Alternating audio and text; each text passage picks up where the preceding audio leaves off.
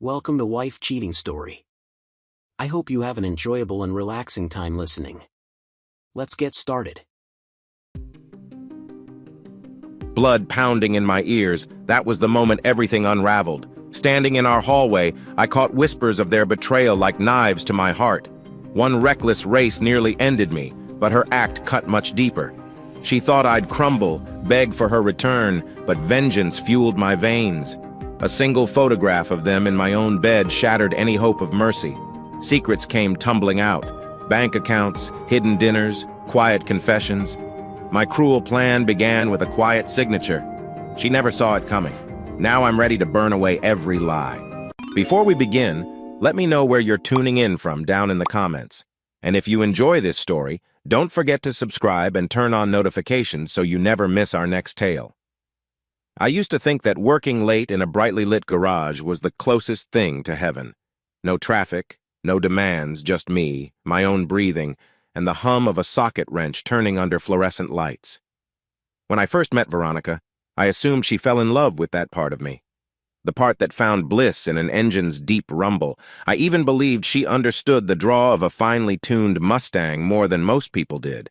It was 2009, in a community college machine shop, where we locked eyes over a table scattered with aluminum scraps. I was majoring in mechanical engineering and had just started messing around with older muscle cars on weekends.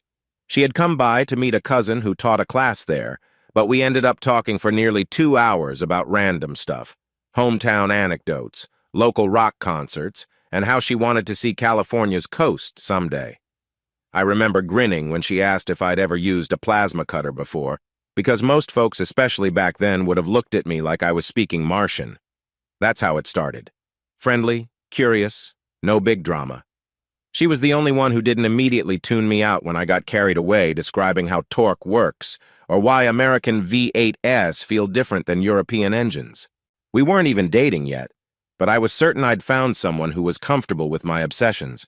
Looking back now, I see that I might have misunderstood.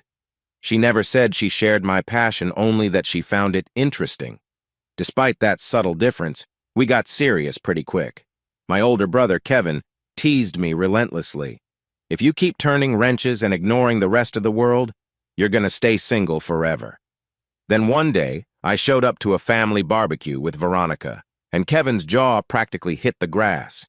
She was sweet, inquisitive, and had this way of noticing the tiniest details about people. The way she asked about my mom's back pain or my dad's new woodworking project earned her immediate acceptance in the Cole household. We dated for nearly 2 years before I proposed.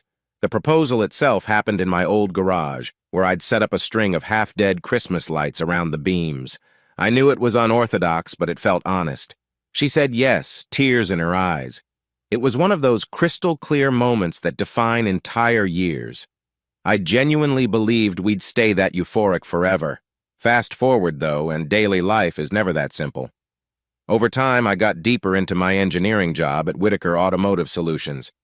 Veronica started working at an insurance firm. She'd come home with stories about difficult clients, or that one manager who wore mismatched socks on purpose. I listened mostly, but she'd always catch my eyes drifting to the blueprint on the coffee table, or to my phone with a million photos of different brake rotor options. I remember one quiet Thursday night, she sighed from across the sofa. "Ethan, do you even hear what I'm saying about my day?" I nodded, but I didn't respond fast enough. She flicked off the TV and repeated her entire story with sharper edges to her words. I realized then that she wanted not just my ears, but my genuine focus. That memory still makes me feel a pang of guilt. The knowledge that sometimes I was so wrapped up in my own mechanical universe, I forgot to step into hers. Don't get me wrong, I never intentionally brushed her off. But I had a dream, to build up my customized 2012 Mustang GT to the point of near perfection. Saturday after Saturday, I lost myself in that car's innards. It got fresh spark plugs, a new torque converter, an engine tune, new suspension arms, and each improvement brought me a kind of satisfaction that's hard to verbalize. It was like knitting your own armor, forging something unique in a world of cookie-cutter vehicles. Veronica would wander in, hand me a sandwich, remind me about groceries or an upcoming dinner at her parents' place. I'd nod, kiss her cheek, and ask for 5 more minutes, which inevitably turned into 3 more hours. There was a gradually increasing tension in our home. It wasn't explosive or obvious, but more like a steady hum in the background. She'd raise an eyebrow when I dropped money on performance parts, or she'd sigh when I was excited about making it to the next local track event. I sometimes felt she was waiting for me to outgrow that sense of wonder, but I never did. I was an engineer, an eternal tinkerer, and the Mustang had become an extension of my identity. In bed, late at night, she'd try to talk about her plans, maybe wanting a bigger place, or looking into starting a family. That last topic made my chest tighten. Kids. I knew I wanted them someday, but I also saw how my single-minded focus might fail me in fatherhood. We'd lie there in the dark, both of us blinking at the ceiling, and she'd ask if we were on the same page. I'd say, "Of course," though it never felt like the full truth. I wasn't sure if I had room to shift my priorities. I told myself there was time to figure it out. Sometimes, Veronica expressed her frustration in gentle, measured ways. She'd suggest a day trip to the lake, or maybe a weekend away at a friend's cabin. I'd agree with enthusiasm then, at the last minute, discover some car meet or a design revision at the office that I just had to finish. She'd nod, lips pressed together, and we'd reschedule. We always rescheduled, until the plan fizzled out altogether. In the early months of our marriage, Veronica took it in stride. She told me she understood, that I was driven. She even liked that about me, she said. But by our second anniversary, I sensed that patience thinning. If I'd come in from the garage at midnight, she was already asleep, the dinner she'd cooked stored in Tupperware. In the morning, she rarely brought it up. She just carried on, quietly unsettled, my half-eaten leftovers a silent verdict on our mismatch of priorities. Looking back, I should have recognized the urgency behind her small gestures. I should have realized how important a real conversation was. But I rationalized that, hey, life is stressful for everyone. We had busy jobs, separate passions. Everyone eventually finds their balance, right? I missed the signals that we weren't balancing anything. In the background, our small circle of friends was stable enough. On weekends, we sometimes hung out at Logan and Annalise's place, though I can't say I noticed anything unusual back then. They were fairly new acquaintances. Logan was talkative, always excited about one scheme or another, often about finances or some property he wanted to buy. Annalise was quiet, mostly smiling at our chatter from across the table. Veronica did seem to get along with both of them, but that was typical of her. She easily connected with people. Yet occasionally, I did pick up hints that Veronica yearned for more direct attention, more shared experiences. She'd ask me to join her at an art gallery or try out a new restaurant downtown. My standard response was, "Sure, that sounds great," but my mind inevitably wandered back to my car. It's bizarre how much your default can overshadow genuine attempts at connection. I thought I was being supportive, nodding and smiling, but I probably wasn't present. So as we approached that fateful day, though I didn't know it at the time, our marriage was essentially a stack of tinder waiting for a spark. She had her unspoken needs. I had my unwavering dedication to that car, and we let the unspoken tensions remain unspoken. That's how the stage was set. Me half-blind in love with a machine, and Veronica quietly drifting in need of something I hadn't noticed she'd lost. If I'd realized how crucial those final weeks were, maybe I would have done something differently. But I was too caught up in metal and pistons, and ironically, I was about to lose both my beloved Mustang and the safety net of my marriage in one swift, devastating turn of the wheel. It was early spring when we decided to have a small get-together at our house, a casual evening with a few friends, some takeout pizza, and a fridge full of cheap beer. Veronica was the one who initiated it. She said, "Let's just do something easy, you know? No fancy dinner, no stiff parties." And I agreed, figuring it would be a good break from my endless tinkering in the garage. At this point, our place was modest. A single-story, two-bedroom house with a backyard that was more patchy soil than lawn. We'd moved in shortly after getting married. Veronica had insisted on a place that felt like our own, even if it wasn't perfect. She added small touches, a lavender candle on the coffee table, a crocheted throw pillow, a pair of planters by the front door. Meanwhile, I'd hung up automotive posters in the spare room, turning it into a mini shrine for my car obsession. That was us in a nutshell, a compromise. though lately I wondered if she felt overshadowed by my side of that compromise. Anyway, that Saturday, she wore a teal blouse and had her hair up in a loose bun comfortably pretty, like she was trying to feel relaxed in our own space. Around 6, guests trickled in. My buddy Joel from work arrived first, carrying a 6-pack of craft beer, complaining about the traffic. Logan and Annalise followed, grinning like they'd just heard a private joke. Then a couple named Mark and Lydia, who were Veronica's friends from her insurance firm, came in last. The living room buzzed with small talk, a murmur of laughter, and, "Oh hey, how have you been?" While I fiddled with a classic rock playlist, Veronica steered folks toward the couch, offering them a seat or a drink, bridging conversation gaps with her typical charm. I remember noticing how Logan seemed especially chatty with her. Not that it set off any alarm bells, then I just assumed he was being friendly. He was an extrovert, a salesman type, always leaning in like he had inside scoop on something. Annalise, for her part, stuck by the far wall, quietly smiling or nodding, fiddling with her phone. I sometimes wondered if she felt overshadowed by her husband's personality. The evening wore on. Joel told some story about a botched design project at Whitaker Automotive, where a test engine ended up rolling off its stand. Logan matched him with an anecdote about a real estate agent who showed him the wrong property. Everyone laughed, groaned, tossed in opinions. Pizza boxes were opened, pepperoni slices disappearing fast.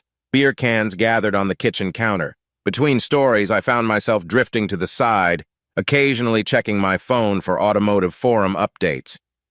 Veronica caught me once, gave me a small frown, and mouthed, "Later," as if I needed to focus on the reality setting. I slipped the phone into my pocket, determined to be more present. Then came an interesting shift. Mark and Lydia asked about Veronica's job. She launched into a rundown of her latest workload, a stressful meeting, a complicated client who insisted on filing a bizarre claim. She gestured with her hands as she talked, clearly venting. Everyone listened politely, nodding. Logan chimed in, "You must handle so much pressure, huh? That's impressive." Veronica's eyes lit up. "It can be tough, yeah, but I like helping people navigate these complicated policies." She expanded on that for a while, and Logan kept asking follow-up questions, like he was genuinely engrossed in her insurance lingo. Watching her face, I realized how rarely I'd seen that glow in recent months, like she was recognized for something more than living with a gearhead. I felt a pang of guilt but shoved it aside. About an hour later, I was in the kitchen refilling a bowl of chips when Veronica joined me. She tucked a stray hair behind her ear and whispered, "Hey, thanks for doing this. It feels good to connect with people. We need to do it more often, don't you think?" I nodded. "Yeah, absolutely. Sorry if I'm a little out of it. Just, my mind's still on that new engine mapping program at work. It's stupid. I'm trying to push it away." Her gaze softened, but there was an undercurrent of longing in her eyes. "I get it, I do. Just, maybe after everyone leaves, we can talk a bit? No schedules, no phone, just you and me?" "Yeah," I said, forcing a smile, hoping we actually would find the time. She left the kitchen, and I stared at the reflection of my face in the stainless steel fridge door, feeling oddly uneasy about how intangible that plan sounded. When we returned to the living room, conversation had splintered off into smaller groups. Logan was retelling a comedic anecdote to Joel, while Annalise sat beside Lydia in polite silence. Veronica perched on the couch's armrest, glancing at Logan as he entertained. I slumped into a chair, half listening. At one point, I noticed Joel checking out some of the photos on our mantel, pictures from our wedding day. One snapshot had Veronica looking over her shoulder at me, sunlight catching her hair. I was standing behind her, half laughing, half wondering how I'd managed to convince her to marry me. Joel smiled at the photo, then shot me a glance that seemed to say, "You got lucky." I shrugged, the corners of my mouth twitching into a half-grin. Later in the night, I found Veronica refilling people's drinks, drifting seamlessly from one conversation to another. Her energy was different, like she was stepping into a space where she felt valued. I thought about how often I left her alone while I messed with car parts or scrolled forums. It occurred to me that my brand of love might not be enough if it didn't come with real attention. Still, I didn't dwell on that for long. We wrapped up around 10:30. People started saying their goodbyes, picking up coats and leftover pizza slices. Logan shook my hand, praising my music taste. Veronica walked them all to the door, hugging each friend. Once they were gone, the house fell quiet, aside from the low hum of our refrigerator. A few half-full beer cans and crumpled napkins lay scattered on the coffee table. She turned to me. "So, that was nice, right?" "Definitely," I said, though I felt the swirl of fatigue. "You want me to help clean?" "Sure, but can we talk for a minute first?" I recalled her earlier request to chat after everyone left. I glanced at the clock, past 11 now. My shoulders sagged. "Yeah, of course." We sat on the couch, the same one we'd been on with our friends just an hour before. She looked at me with a determined expression. "So, I was thinking about the art festival coming up next weekend. Maybe we could go together, just the two of us, no interruptions." "Art festival, huh?" I cleared my throat. "That sounds interesting." Part of me wanted to say yes immediately, but another part recalled that the next weekend was also some local race event I'd vaguely planned on attending. I hesitated a half-second too long. She read my silence. "You're probably busy, right?" she said, voice tight. "You'd prefer to keep your schedule open for whatever else is on your mind." "It's not like that. It's just I have this thing with Joel. We talked about going to watch some track laps. But hey, it's not set in stone. We can figure something out. It's not a big deal." She fiddled with a loose thread on her blouse. "I know you say that. I just don't want to be your fallback plan, Ethan. I need you to really want to do this stuff with me." Her eyes flickered with an emotion I couldn't decode. "It's not about the festival itself. It's about, I don't know, feeling like we do things that matter to us both." I opened my mouth to reassure her, but the words came out limp. "Veronica, I do care about you. And yeah, I'd love to do something together next weekend. Let's talk about it tomorrow, though. I'm a little burnt out." "Sure," she said, forcing a small smile. "Tomorrow." Then she collected the empty cans, leaving me alone on the sofa with the sense that we'd had another near miss at a deeper conversation. That was the rest of our night, tidying up in near silence, exchanging polite thanks and no problem, while the tension crackled in the air. I wanted to hold her, to tell her I'm sorry for making her feel second place, but something kept me from bridging that gap. Maybe it was pride, or maybe I just assumed it'd sort itself out, like always. I had no clue how restless her sleep would be, or how quickly we'd stumble toward an edge neither of us saw. Back then, it was just another day in which we both craved a sense of validation from each other, yet tiptoed around the reasons we weren't getting it. A few days later, I was at Whitaker Automotive, seated in a cubicle that smelled faintly of machine oil and stale coffee. Our offices weren't huge, just a main building with an attached workshop. Calvin Whitaker, the founder, prided himself on practical design solutions for local vehicle manufacturers.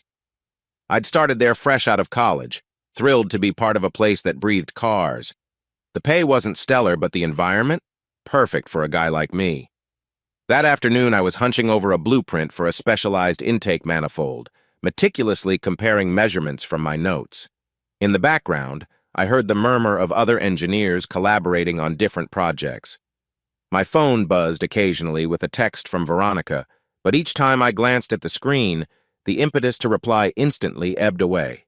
She was reminding me about the upcoming art festival, clarifying that she'd gotten discounted tickets if we wanted them. "Let me know," she wrote.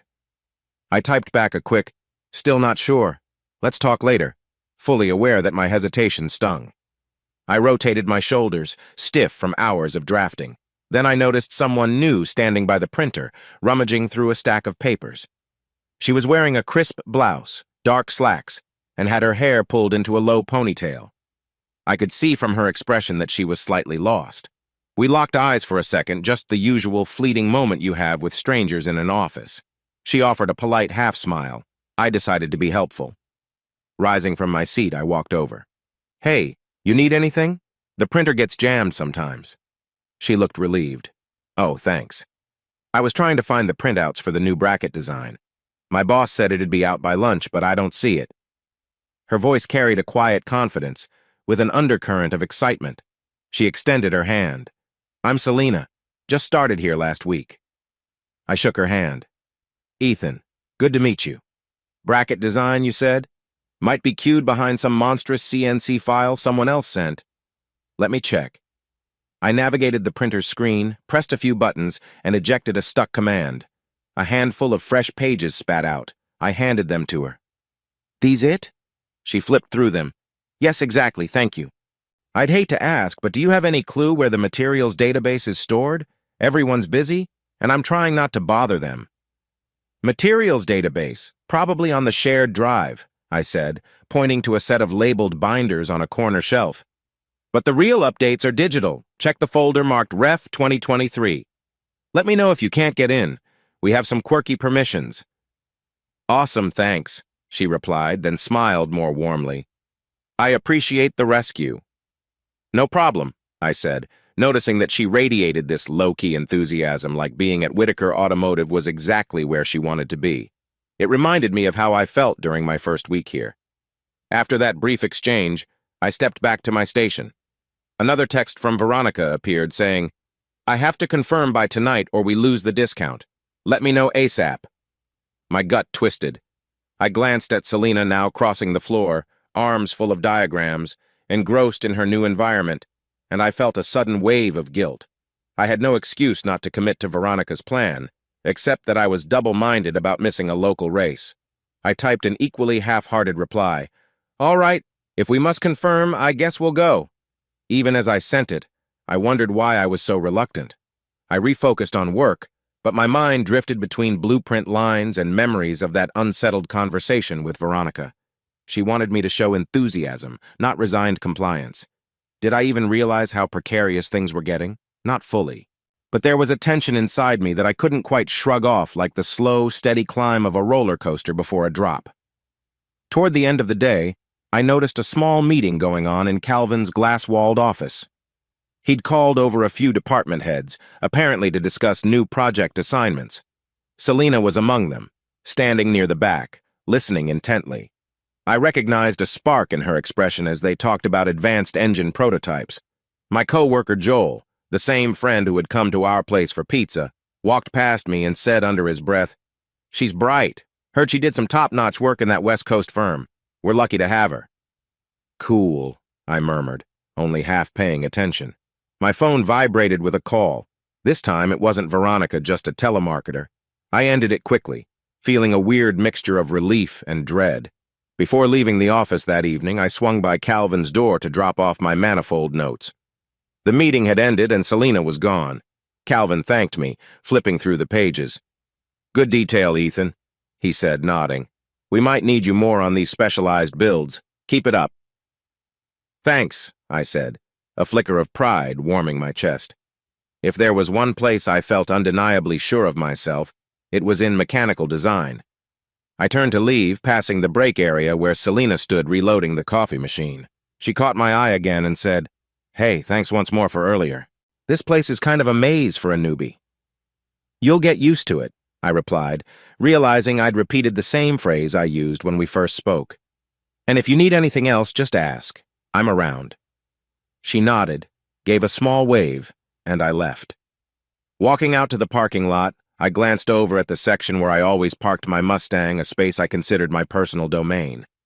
I shook my head, thinking how I should probably hurry home to let Veronica know about the festival. But while driving my Mustang away from the office, I realized that even if I physically left my desk, my brain was still locked in engineering mode. The festival plan, the tension with Veronica, it all felt like a separate world that I'd handle later. In the days that followed, I spotted Selena occasionally always immersed in a conversation about engine designs or bracket stress tests. We never had long talks, just passing remarks about the complexity of a design or a friendly nod at the coffee station. Still, I got the sense she belonged in this environment the same way I did. She had that similar spark of curiosity. I didn't dwell on it beyond that. My mind was primarily on my next performance upgrade for the Mustang. Meanwhile, Veronica's texts kept coming, her tone an odd blend of excitement about the upcoming festival and mild exasperation that I wasn't more engaged. We rarely had proper face-to-face talk. She'd leave for work before I did, or I'd stay late. When we did cross paths in the morning, she looked tired, sipping coffee, wanting to mention something but not sure how. Once I overheard her phone call with her mom in the next room. "I'm trying, Mom. He's sweet, but so single-focused. I don't know what else to do." I walked away before hearing the rest, chest tightening. The last thing I wanted was for her to think she couldn't rely on me. Despite these swirling undercurrents, life stayed in a sort of holding pattern. I told myself everything would be fine. I'd attend the festival, show more interest, and we'd bounce back to normal. Little did I know, normal was already slipping away. In quiet moments, I sometimes replayed the evening with the group at our place. The way Veronica's face lit up when Logan praised her, or how she and I never quite bridged the distance afterward. Something about it all felt off, though I couldn't pinpoint why. Maybe I was imagining issues where none existed, so I shoved the thought aside, doubled down on my car obsession. Because in the safe bubble of horsepower and steel, at least, I knew exactly what I was doing. By the end of that week, the tension in my home had become a faint hum present, but not deafening. I still believed we'd push through. I still believed Veronica would stick by me as I poured my soul into mechanical dreams. I had no inkling that soon we'd both be shaken to the core. If I had known, maybe I'd have done something different. But that's the cruel thing about life. It rarely gives you a warning sign that says, "Danger ahead." Sometimes it's just a casual wave from a new coworker or a text from your wife about art festival tickets. You never know which moment signals the start of the avalanche. It was a Tuesday morning, oddly bright for how early it was, and I was running behind schedule. The coffee machine at home had malfunctioned, spitting half the grounds onto the kitchen floor before sputtering to a stop. Veronica stood there, arms folded, her impatience palpable. "We'll buy a new one," I mumbled, grabbing a thermos I'd fill at a convenience store later. She didn't respond, only gave me a pointed look that said, "We should have replaced it last month like I suggested." That small friction felt heavier than it should have. I kissed her cheek goodbye, but the gesture was rushed. Outside, I fired up the Mustang, loving the deep growl that greeted me. I pulled out of our driveway with a little extra throttle maybe to shake off the morning's tension. Halfway to work, I stopped at a red light. My mind spun with random tasks. An upcoming design review. The inconvenient thought that I still needed to finalize the art festival details with Veronica. Then, in my side mirror, I caught sight of a sleek Challenger rolling up in the lane next to me. Loud exhaust, tinted windows.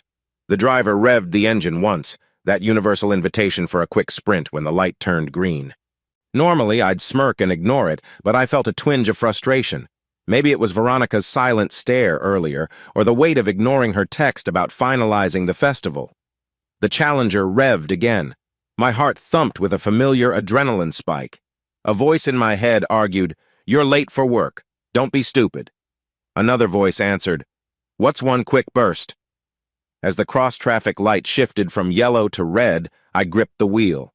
The moment ours went green, I punched the accelerator. The rear tires squealed, engine roaring. The Challenger shot forward too, nearly side by side. My Mustang's modified torque soared with that exhilarating punch. For a second, everything else slipped away, my stress about Veronica, the undone tasks, all replaced by the raw thrill of horsepower in action.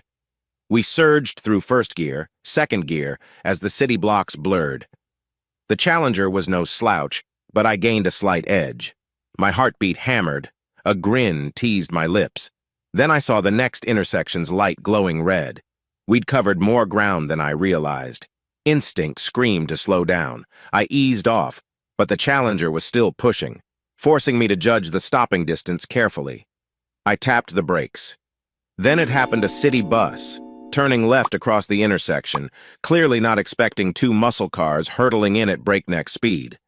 The Challenger braked hard but swerved left. My reflexes jerked me right. The tires screeched in protest, everything in high-contrast, slow motion. My mind lurched. No, no, no! Metal slammed metal. The front left corner of my Mustang clipped the bus as it tried to complete its turn. The impact was thunderous. My seatbelt locked, my body whipped forward. Airbag deploying with a violent pop. A flash of pain shot through my shoulder. The sound was a horrifying mix of crunching steel, squealing tires, and shattered glass. My beloved Mustang lurched sideways, spinning. I caught a split-second glimpse of horrified pedestrians on the sidewalk before the car came to a jarring halt. Silence. My ears rang. I couldn't breathe right away. Smoke or steam drifted from the crumpled hood. I blinked, disoriented. My engine, once purring proudly, now coughed into silence. I realized the airbag had pinned me back, suffocating my chest. The bus had stopped, tilted at an odd angle, its driver hunched forward in shock. The Challenger, unbelievably, was nowhere in my immediate field of vision. A flurry of motion outside, people yelling, phones capturing footage, someone banging on my driver's side window. My eyes blurred. I coughed, spat, forced the door open with trembling hands.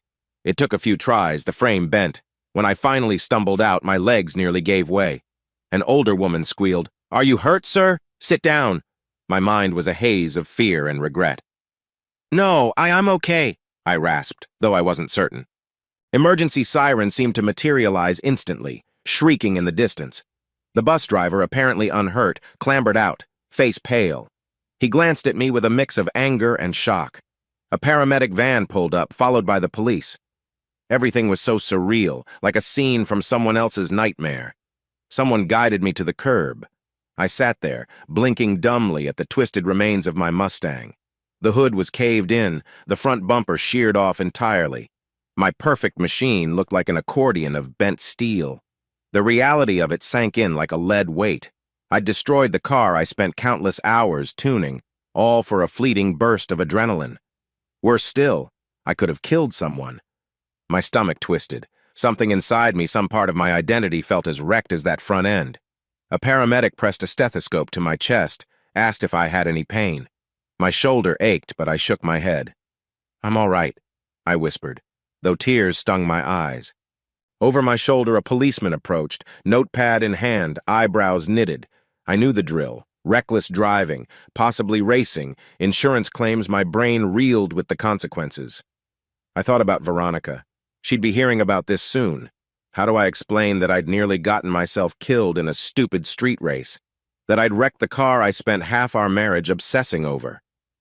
My heart squeezed at the prospect of calling her. Some paramedic asked for my name and if I felt dizzy. "Ethan Cole," I muttered. "Just shock, maybe. I'm sorry." My eyes raked over the scene. The city bus had only a large dent near its wheel well. A few passengers were stepping off, shaken but seemingly uninjured. Police were taking statements from onlookers. One officer approached me, a tall woman with a firm voice.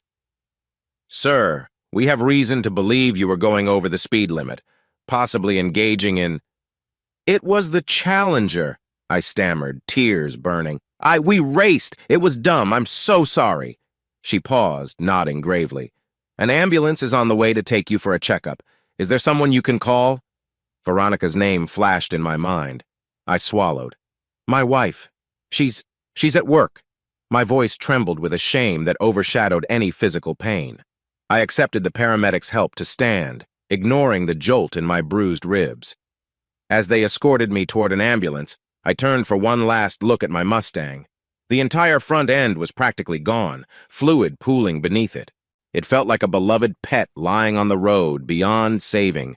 My eyes stung with tears. This was no minor mishap. It was a savage blow to everything I'd built.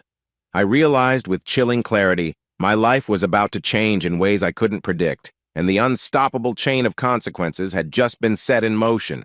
In the swirl of paramedics, sirens, and gawking bystanders, a hollow sense of disbelief gripped me. I'd never seen it coming. One moment, I was a proud Mustang owner, unstoppable in my own illusions. The next, I was just a battered man on a curb, watching my dreams bleed out onto the asphalt. As the ambulance door shut, I clutched my phone, half dreading the call I'd soon have to make.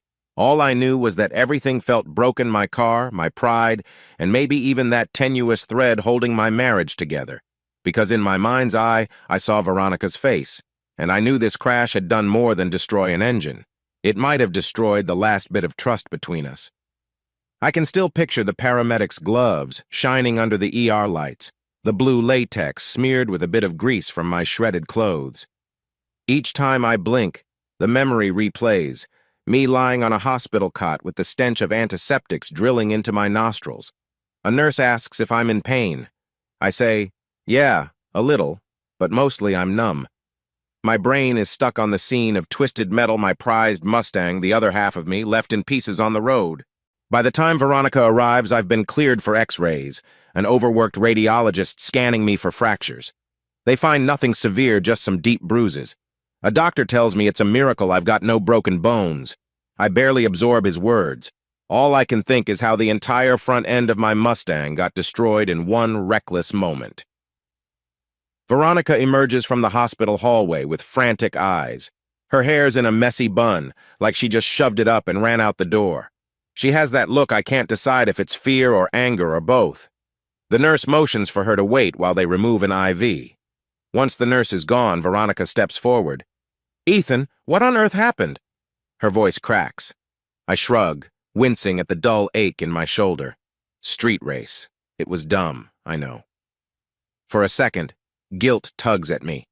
I'm making light of something that could have ended far worse. I got lucky. The bus driver and passengers got lucky.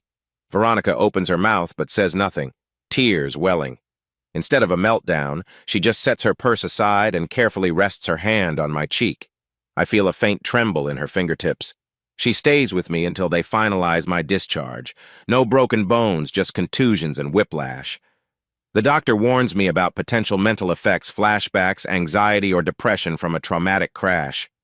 Veronica nods as if to say, "Yes, we'll keep an eye on him." Meanwhile, I swallow the bitterness in my throat. I can't talk about the Mustang because the moment I do, I might lose it. Walking out of the hospital, she puts an arm around my waist. "Let me drive," she says softly. For once, I don't argue. Her sedan feels suffocating after the throaty purr of my GT, but I'm too exhausted to complain. At home, the lights remain off when we step inside. The faint smell of day-old coffee drifts from the kitchen, reminding me how normal the morning had started. Veronica hits the switch, illuminating the living room's mismatched furniture. She sets her keys on the table, takes a deep breath, and faces me. "Are you okay?" "Really?" she asks, voice shaking. I shrug off my jacket. Physically, I guess. Mentally, not sure. The car, I pause. She flinches slightly, picking up on my anguish over the wrecked Mustang. "I need some time to process all this, Veronica." Her expression hardens for a fraction of a second. Time, right. She leans against the wall, arms crossed. "Do you realize how terrified I was when they called? My phone blew up with messages. 'Veronica, Ethan's in the hospital.' I didn't know if you were dying." She sighs, voice dropping. "Why would you risk your life like that?" I don't have a satisfying answer.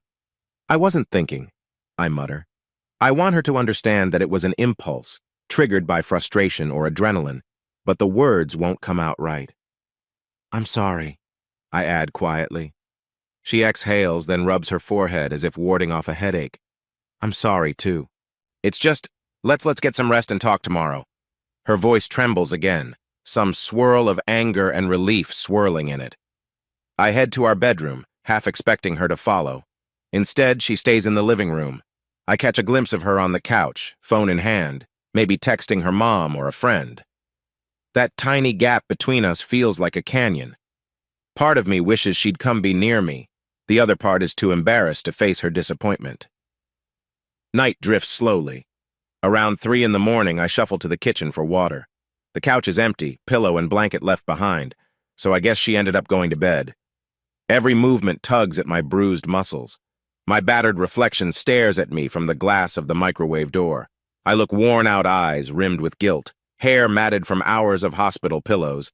Something about it screams, "You almost died, you idiot, and you nearly took your marriage with you." Mornings turn dull after that. Over the next few days, I slip into a mechanical routine. Wake up, ignore the bruises, attempt conversation with Veronica, sense her quiet tension, go to work, come home, rinse, repeat. She tries to bring up the topic of therapy once or twice, but I dodge. "I'm fine," I say, forcing a half smile. Each time it kills a piece of her patience. Emotionally, I feel like an empty well. The rush that used to flood me whenever I turned a wrench or heard an engine idle gone. Now the entire concept of cars just triggers a wave of shame. My mind replays screeching tires, the spin, the crash. Even if I wanted to bury my head in automotive forums, it'd only remind me I destroyed my greatest joy. When the crash report arrives in the mail, it cements the reality. Extensive property damage, reckless driving citations, potential legal consequences. Veronica skims it before handing it to me, her lips pressed tight. "We'll handle it," she says, but her tone indicates a deeper frustration. She's exhausted, stuck between caretaker and scolding parent. Occasionally, she tries small gestures. She leans in for a morning hug or attempts an intimate moment in bed. My body reacts with numbness. It's like I'm locked away behind a wall. One night, she softly traces her fingers along my shoulders, presumably aiming to reignite some spark, but I stare at the ceiling, mind blank. Guilt hits me as I realize how distant I've become. Eventually, she whispers, "Ethan, I miss you, this version of you I don't recognize." I can't muster a real response, just a sigh. Another wedge drives between us, invisible yet solid. Days turn into a blur. My phone pings with friends' get-well-soon texts. I ignore most. My coworker Joel calls, asking if I need anything. I say I'm good. He hesitates, then mentions something about how insane it is that I survived without major injuries. That conversation lasts barely a minute. I can't stand the pity. Veronica eventually returns to her own routine's work, errands, phone calls with her mom or girlfriends.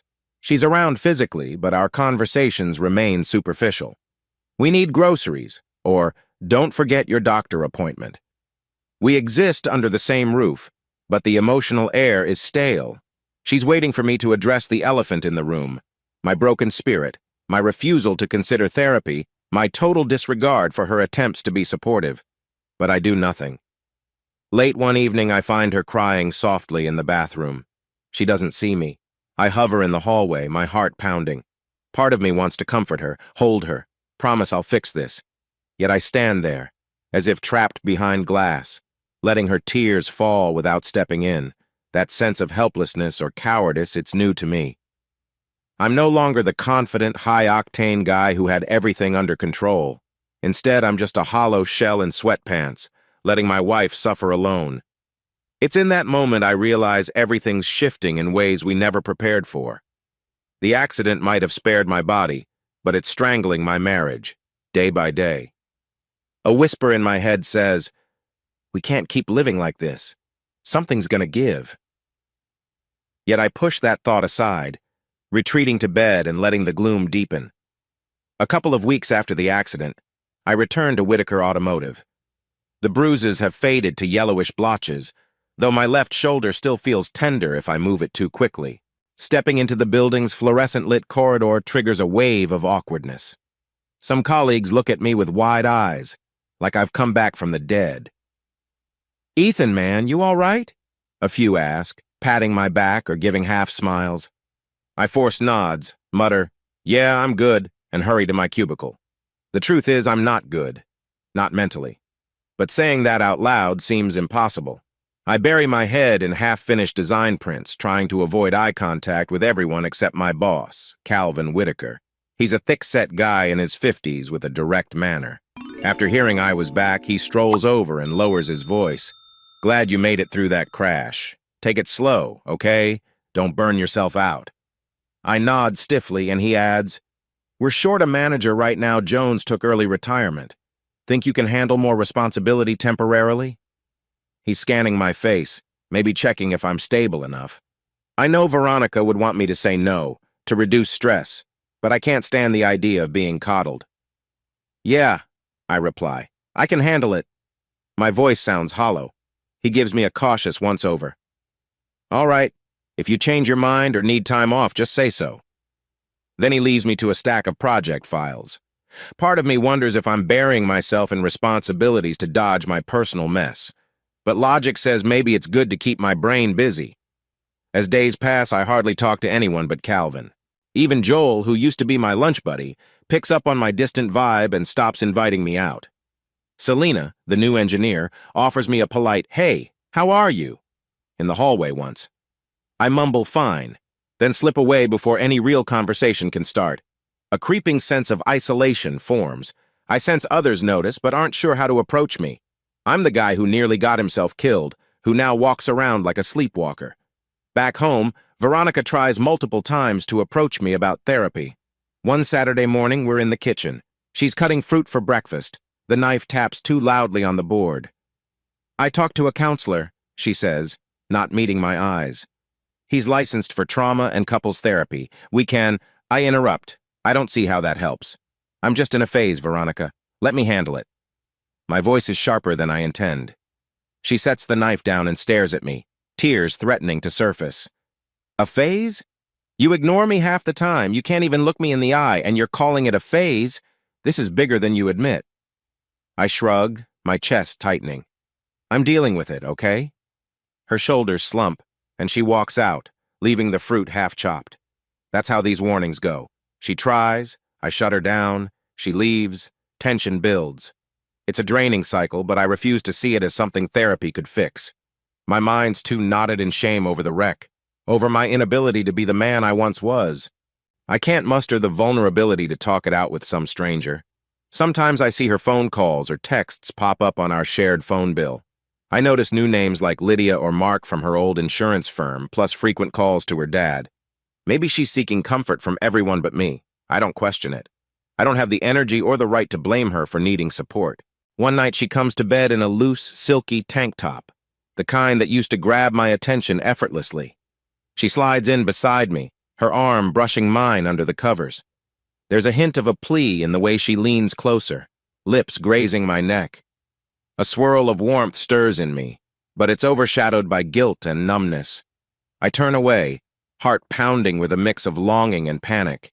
She tries once more, placing a gentle hand on my chest, but I draw in a shaky breath and say, "Sorry, I can't. Not right now." Silence envelops us.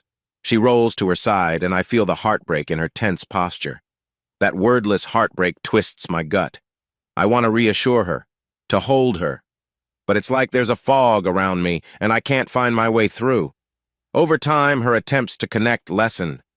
She starts sleeping on the far edge of the mattress, or sometimes falls asleep on the couch. We pass each other in the hallway with shallow greetings. We're drifting, or maybe I'm pushing her away, and it's all cloaked in a quiet sense of inevitability. Meanwhile, at work, the extra tasks Calvin assigned do keep me from spiraling further, but they also exhaust me. I come home mentally fried, giving Veronica even less of myself. She warns me we need to talk. I say, we will, but I keep putting it off. Another ignored warning. Another rung in the ladder of our downfall. One evening, after a particularly grueling day, I slump at the kitchen table. Veronica sets down a cup of tea in front of me without a word. As I stare at the steam, she says softly, "I don't want to lose you, Ethan, but you're not here anymore." I swallow, not sure how to respond. She touches my hand. "Just tell me what you need." "I don't know," I say, voice hollow. Then I slide my hand away and focus on the tea until it cools. She leaves the room. I hear the TV in the living room, a late-night sitcom that does nothing to bridge the silence between us. Late that night, I finally look up the counselor she mentioned, half tempted to dial the number. Instead, I close the browser, as if some internal barrier refuses to let me reach out.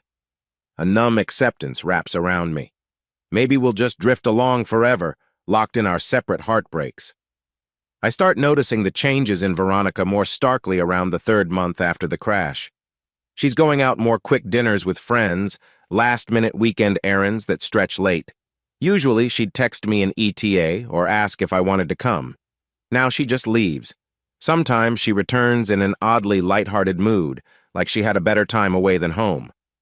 One Friday, I see her get dressed in a casual but form-fitting outfit. She's checking herself in the bedroom mirror, smoothing her hair, even putting on some subtle lipstick.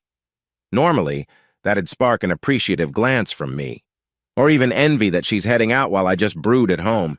Instead, I watch quietly from the hallway, my emotions dulled. She meets my gaze in the mirror. "I'm going to meet Lydia for dinner. Won't be late," she murmurs. "Sure," I say, turning away.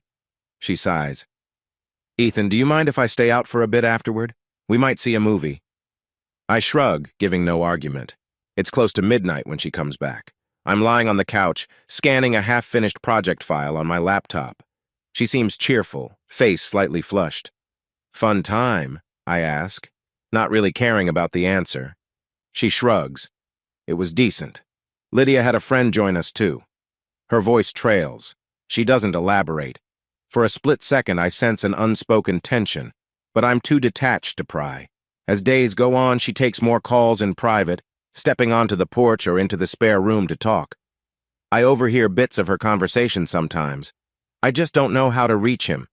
Or, it's like living with a ghost. The occasional mention of some name I can't make out. She's confiding in people about our marriage meltdown, presumably. I let it pass. Yet small details start bugging me.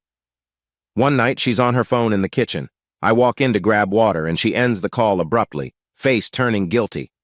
Another time, she heads to the grocery store but comes back 2 hours later with only a bag of chips. I have fleeting thoughts. Is she really with Lydia, or is she seeing someone else? But they fade fast, replaced by resignation, because part of me figures I can't blame her if she's finding comfort elsewhere. I'm barely functional, but suspicion lingers, especially the day I notice a brand new cologne scent on her jacket. I pick it up from the laundry pile, a faint but distinctly masculine smell. My stomach flips. Could be anything: a hug from a coworker, a random friend. My mind is too foggy to confront her. Instead, I let the jacket drop, kneeling there in the bedroom with a swirl of dread. This is how distrust blooms. That evening, I work late, ignoring the pit in my gut.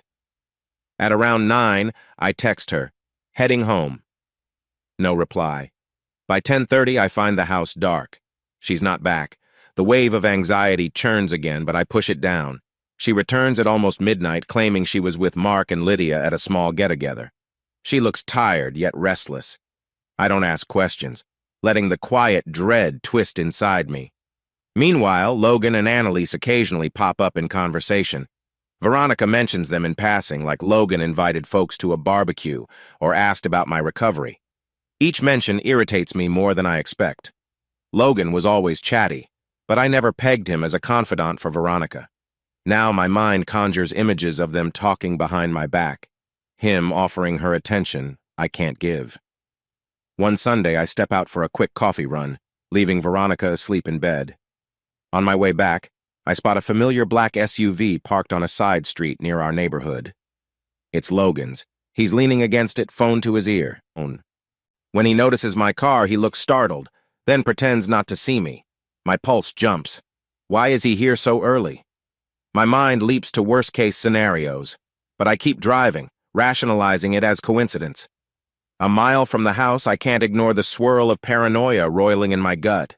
That afternoon, I ask, "Hey, do you know if Logan's been around?" My tone tries to be casual. She glances up from her phone, eyes narrowing. "Around? What do you mean?" I shrug. "I saw his SUV near the main road. Probably nothing." She frowns, then shrugs it off. "He lives on the other side of town, so maybe he was just passing by." Her voice is calm, but there's a flicker of something in her gaze, guilt or irritation. On top of that, my buddy Joel from work makes a strange remark after seeing me miss a staff lunch. "Hey, Ethan, you sure everything's okay at home?" he asks awkwardly near the coffee machine. "Why?" I say, stiffening. He shrugs. "Saw Veronica's social media. She's been out with friends a lot. One looked like Logan in a group photo. Just saying people talk. Don't want you blindsided." My heart sinks. I mutter, "Thanks," and walk away, my head pounding. That evening, I scroll through Veronica's social media for the first time in months. She doesn't post often, but sure enough, there's a photo from the previous weekend. A group at a local pub, and Logan's in the background. She stands near him, no blatant closeness, but I notice they're leaning in, laughing. Annalise is absent from the shot. My fists clench. Something's off. Still, I have no energy for a confrontation. The next day, I bury myself in more design work, ignoring the knot in my stomach. We slip further apart. She's grown more defensive. I'm more suspicious. But it's not some explosive meltdown. It's a slow, creeping distance. A silent war of half-glances and missed opportunities to communicate. Before the accident, we used to at least attempt discussing issues. Now we're just drifting on parallel tracks that never meet. One night, Veronica gets a text at 2 a.m. The phone buzz jolts me awake. She scrambles, checks the screen, and hushes it. "Work stuff," she mumbles when she notices my gaze. I don't press. In the darkness, I sense the restlessness in her breathing. Lying side by side in the gloom, both of us wide awake, I can't escape the feeling that we're nearing a point of no return. The crack in our marriage finally breaks open on a random Tuesday. I come home early from work, shoulders tense from a heated meeting with Calvin. He'd assigned me new responsibilities and I was supposed to stay late, but a headache pounded behind my eyes, pushing me to leave. Veronica's car is in the driveway, which is odd at 3 p.m. She's normally still at her office. Curiosity pricks me. I step inside, the living room empty, quiet. "Veronica?" I call, no response. Maybe she's resting. I walk down the hallway. Our bedroom door is cracked open. I hear hushed voices. My chest tightens. That's when I see them. Through the gap, I spot Logan's profile. First, he's half-dressed, leaning over Veronica. She's on the bed, hair disheveled, blouse undone, eyes wide with alarm. Time slows, the air thick with shock. My heart feels like it's lodged in my throat. Veronica and Logan both jerk upright. She scrambles to cover herself, stammering, "Ethan?" I stand in the doorway, mind blank, a cold fury simmering beneath the numbness I've grown used to. Logan mutters a curse, grabbing his shirt from the floor. My gaze darts between them, searching for any sign this is some bizarre misunderstanding. But it's all too clear. For a moment, no one speaks. A tense silence floods the space. Logan avoids my eyes, fumbling with his buttons. Veronica, breath shaky, tries to speak. I hold up a hand, voice eerily calm. "Don't, just don't." She looks pale, shame flickering in her face. Logan breaks the silence first, voice cracking with defensive energy. "Look, man, it's not you've been so distant, she's—" I cut him off, stepping back. My tone is ice. "I don't need your explanation." In my head, I expect rage or heartbreak to explode, but instead there's a chilling detachment, like the final puzzle piece just clicked. I've been suspecting this. Now the confirmation stands in front of me, half-dressed and reeking of betrayal. My fists clench, but I channel the impulse to lash out physically. Something about that newly formed numbness acts like a shield around me. Veronica sits up, tears forming. "Ethan, I'm so sorry. I swear, we didn't plan." Her voice chokes. I stare at her, no expression. If she wanted a fiery meltdown, she's disappointed. I say quietly, "You realize this is it, right?" Her eyes widen. "What do you mean?"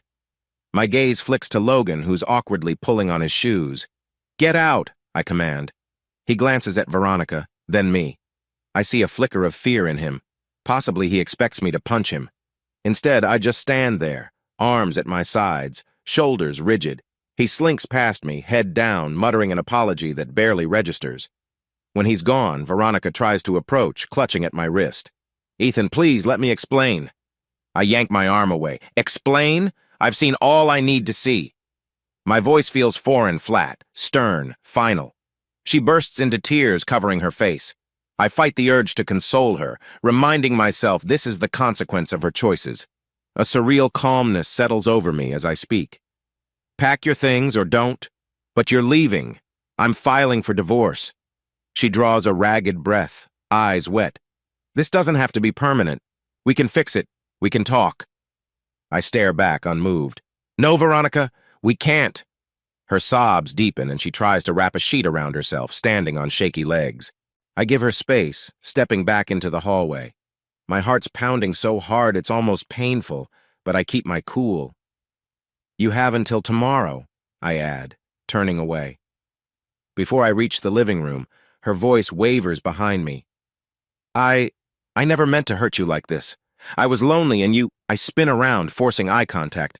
I was wrecked, depressed, lost, but I never cheated on you." She flinches, tears streaming. I realize I might be trembling, but I keep my expression steady. "Get dressed," I say softly, "and call someone. Stay wherever, because you're not staying here." She tries to speak again, but I leave her behind, stepping into the kitchen. My mind roars with 1,000 questions, yet I don't want answers. The hollow sense of betrayal crashes over me in waves. I slam a cupboard door just to break the silence. She remains in the bedroom, quietly sobbing. In that moment, I realize how final this is. There's no therapy or apology that could fix what I saw. Her crossing that line with Logan, the man who apparently capitalized on my emotional absence, shatters any lingering illusions. I used to worry the accident had broken us. Turns out, we were already on the edge and she jumped. About an hour later, she emerges, eyes red, clothes hastily thrown on. She attempts to speak, but I glare, and she falls silent. She starts shoving items into a duffel bag. Once I catch her pausing by our wedding photo on the dresser. She picks it up, tears dripping onto the glass. A flicker of pity stirs in me, but I stomp it down. When she's ready, bag over her shoulder, she lingers at the door. "Ethan, please, I'll do anything. My voice snaps. "Go!" She bites her lip, lowering her head, then walks out. The door clicks shut, leaving behind a suffocating stillness. Alone, I stand there in the living room, the day's events swirling in my mind. Anger, sorrow, relief all collide. That stoic mask I wore cracks slightly, breath hitching as I exhale. But a strange clarity settles in. I realize I'm not destroyed by this. If anything, it fuels a quiet fury. I have no idea how the next few weeks will unravel, but I sense the seeds of something cold and calculated forming inside me. She chose Logan. She stomped on our marriage. Let her face the fallout. Because beneath the heartbreak, a simmering determination to set this straight emerges. I might be numb, but I'm not powerless. And so it begins the end of us, the start of something else entirely. The day after Veronica left, my house felt eerily quiet, like someone had drained out all the tension, yet left an echo of what used to be. I stared at the empty living room, where her framed photos used to sit, then at the single pair of her flip-flops still by the door. She must have forgotten them. Or maybe she'd simply left them behind as if she wasn't coming back. By mid-morning, I forced myself to address the next step, a divorce attorney. I'd never needed a lawyer before, but I wasn't about to dive in blind. Part of me wanted a savage type who'd crush my soon-to-be ex-wife in court. Another part wanted someone calm, dispassionate, like a surgeon quietly removing a tumor. A ruthless attorney, as I'd heard some folks say, seemed the correct route if I wanted to shield myself from whatever mess Veronica might create. I found the name Morales and Carter on a local forum. Satisfied clients described them as pit bulls in suits. Perfect. That same afternoon, I booked an appointment. Right after work the next day, I parked outside a polished glass building that reflected the sun's glare into my eyes. The law office smelled faintly of lemon disinfectant. A receptionist directed me to a small conference room. Moments later, in walked Marisol Morales, mid-40s, sharp eyes, wearing a charcoal blazer. She set down her legal pad, gave me a brief once-over, and said, "Ethan Cole, right? Let's see what we can do." I offered a concise summary. The marriage, the betrayal, and how I'd caught her with Logan. My voice stayed flat as though describing a business arrangement. She scribbled notes, occasionally asking clarifying questions. Were there any prenuptial agreements? Any children? Then we dove straight into what I wanted from the divorce. She spoke methodically. "We can file on grounds of infidelity. Michigan is a no-fault state, but evidence of cheating can still influence spousal support or property division. Are you prepared for a fight?" I nodded, feeling a tinge of satisfaction. "I want to limit the damage. No big settlement. No chance for her to walk away with my future earnings." Marisol leaned back, arching a brow. "That's tricky. I'll do everything legally possible, but keep your expectations realistic." She paused. "You said you have proof?" My phone felt heavy in my pocket. I'd snapped a few incriminating photos on an impulse the day I found them together, Veronica's disheveled state, Logan slipping out in a rush. They were blurred, but you could see enough. And that wasn't counting months of bank statements, phone bills, a swirl of suspicious texts. "I have some. Enough to show she was unfaithful." She tapped her pen. "Get me everything. Screenshots, phone logs, any financial anomalies. We'll build a strong case." Then she added, "We can also request a protective order against selling or transferring assets if you suspect she'll try something underhanded." A flicker of dark amusement warmed my chest. Veronica never struck me as the cunning type yet. The memory of her with Logan forced me to accept I hardly knew her at all. "Do it," I said simply. The meeting ended after we sorted out a timeline and fee structure. As I left, Marisol's last words hung in the air. You might feel some guilt or second-guessing. Don't. She opened that door, not you. I realized how calm I truly was. The heartbreak from days prior had morphed into a quiet, simmering resolve. In the immediate days, I felt small triumphs stacking up, though they were overshadowed by an undercurrent of anger. For instance, I discovered that by removing Veronica from certain joint accounts, ones I'd originally added her to when we married, I was effectively safeguarding my finances from her impulsive spending. So I dropped by the bank, filled out forms to freeze or restructure the accounts. The manager, a balding man with spectacles, gave me a sympathetic nod. We see these situations often. Good luck, Mr. Cole. The next triumph came when Veronica tried calling. I recognized her number flashing across my phone screen. Part of me wanted to see if she was regretful or just manipulative. Instead, I let it ring out. The third time I picked up but said nothing. She breathed out my name, Ethan, in a shaky voice. Silence on my end. She muttered, If you can hear me, can we talk? I'm so sorry for everything. My chest tightened, but I kept quiet, eventually hanging up. It gave me a sense of power, petty but satisfying. Not everything felt like victory, though. Some nights I sat at the kitchen table with a half-eaten microwave dinner, wanting to fling the plate across the room. The hollowness after all that betrayal still gnawed at me. But each time I reminded myself, she betrayed me, I gave her the door, and I'm choosing to stand up for myself now. The anger weighed less than the sorrow of inaction. A co-worker, Davon, who rarely talked to me, approached my cubicle one morning. Hey, man, heard about your separation. Sorry, he said, awkwardly patting my shoulder. If you need help with stuff or a drink sometime, I'm here. I offered a half smile, appreciating the gesture, though I had no intention of pouring my heart out. People at Whitaker Automotive had started to notice changes like how I no longer wore my wedding ring, or how my eyes were set in a steely determination that replaced my earlier depressive slump. Occasionally, the memory of Veronica's voice or her comforting presence in the old days flickered through my mind. But a single recollection of her with Logan snuffed that sentiment like a candle.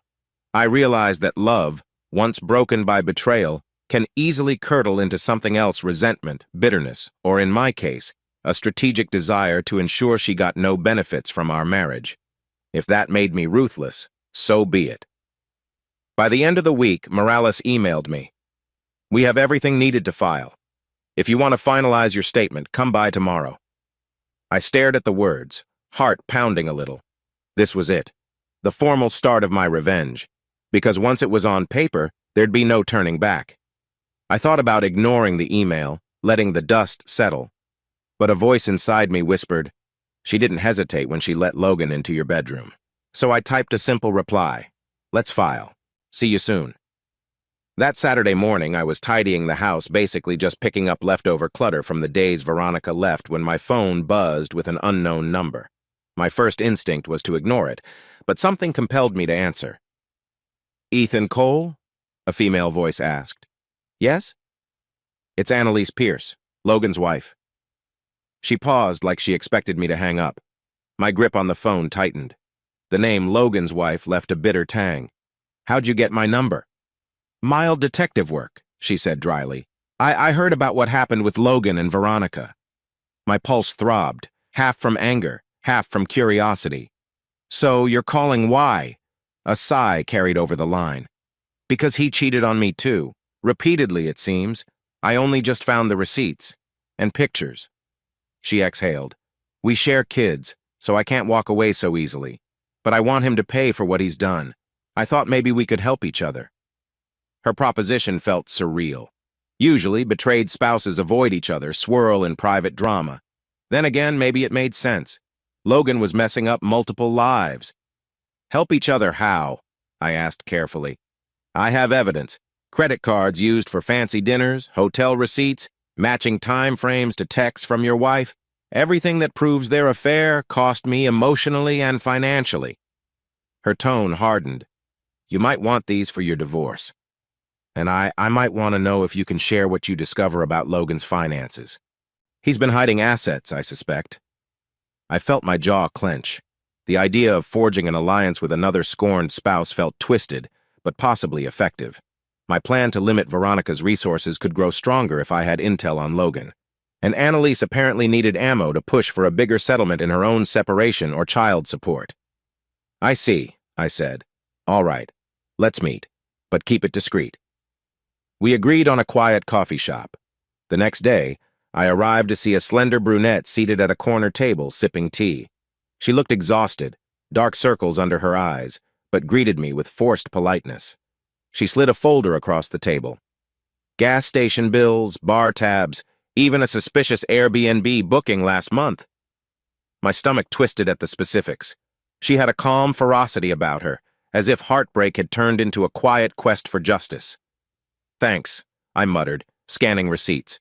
They matched the time frame of Veronica's unexplained outings. My hands trembled, but I pressed the emotions down. I'll share them with my attorney, I said. Annalise nodded.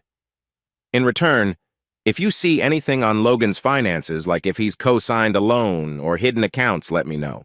He tries to claim he's broke when I bring up child support for our 2 kids. I realized that Logan had told Veronica who knows what about his money. Now, if I uncovered anything in the process of divorcing Veronica, it could help Annalise. All right, I said. I'll keep you in the loop. This strange alliance formed in an instant, bonded by mutual betrayal.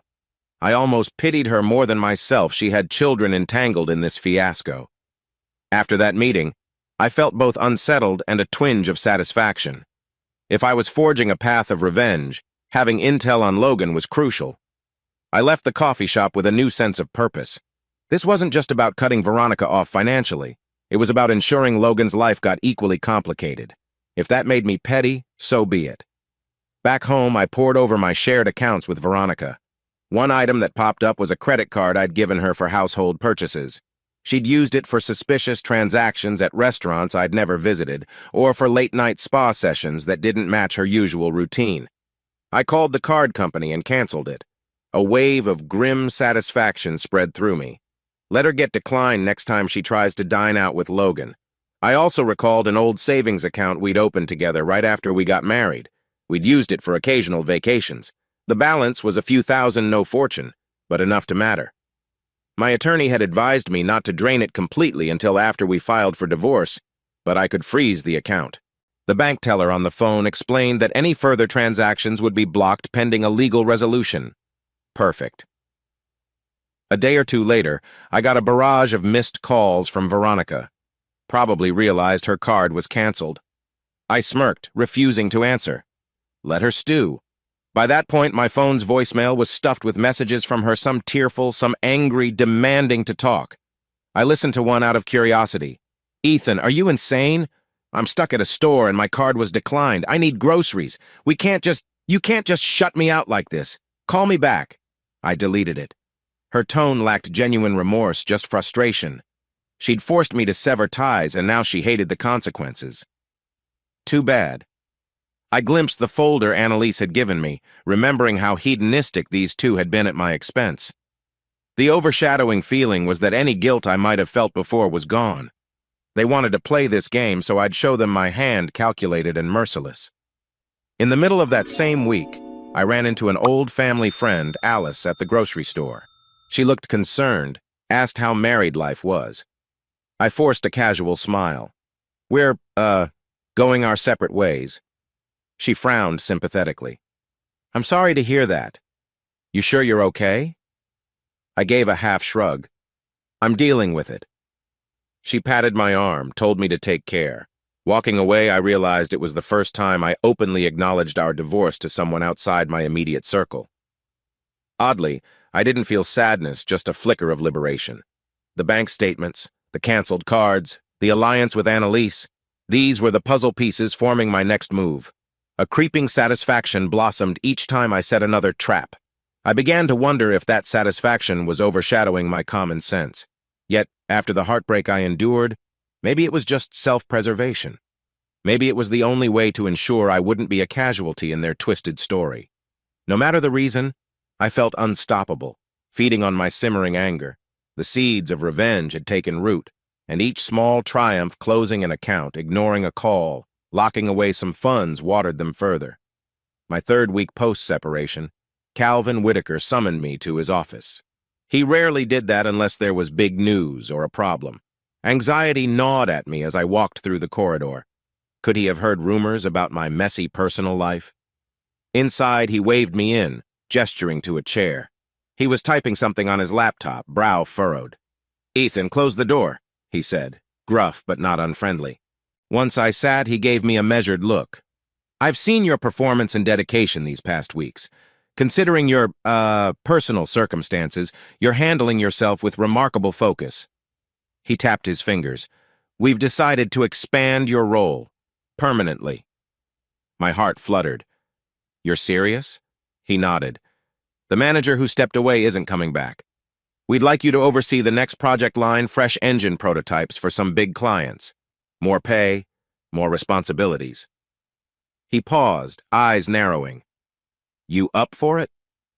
A surge of pride mingled with the swirling chaos in my personal life. "Yes, absolutely." Then I added, "I appreciate the confidence." He half smiled. "Don't let me down, Cole. We want those prototypes in top form. And maybe keep the street racing behind you, yeah?" I winced. The memory of my accident felt distant yet raw. "I'm done with that," I promised, meaning every word.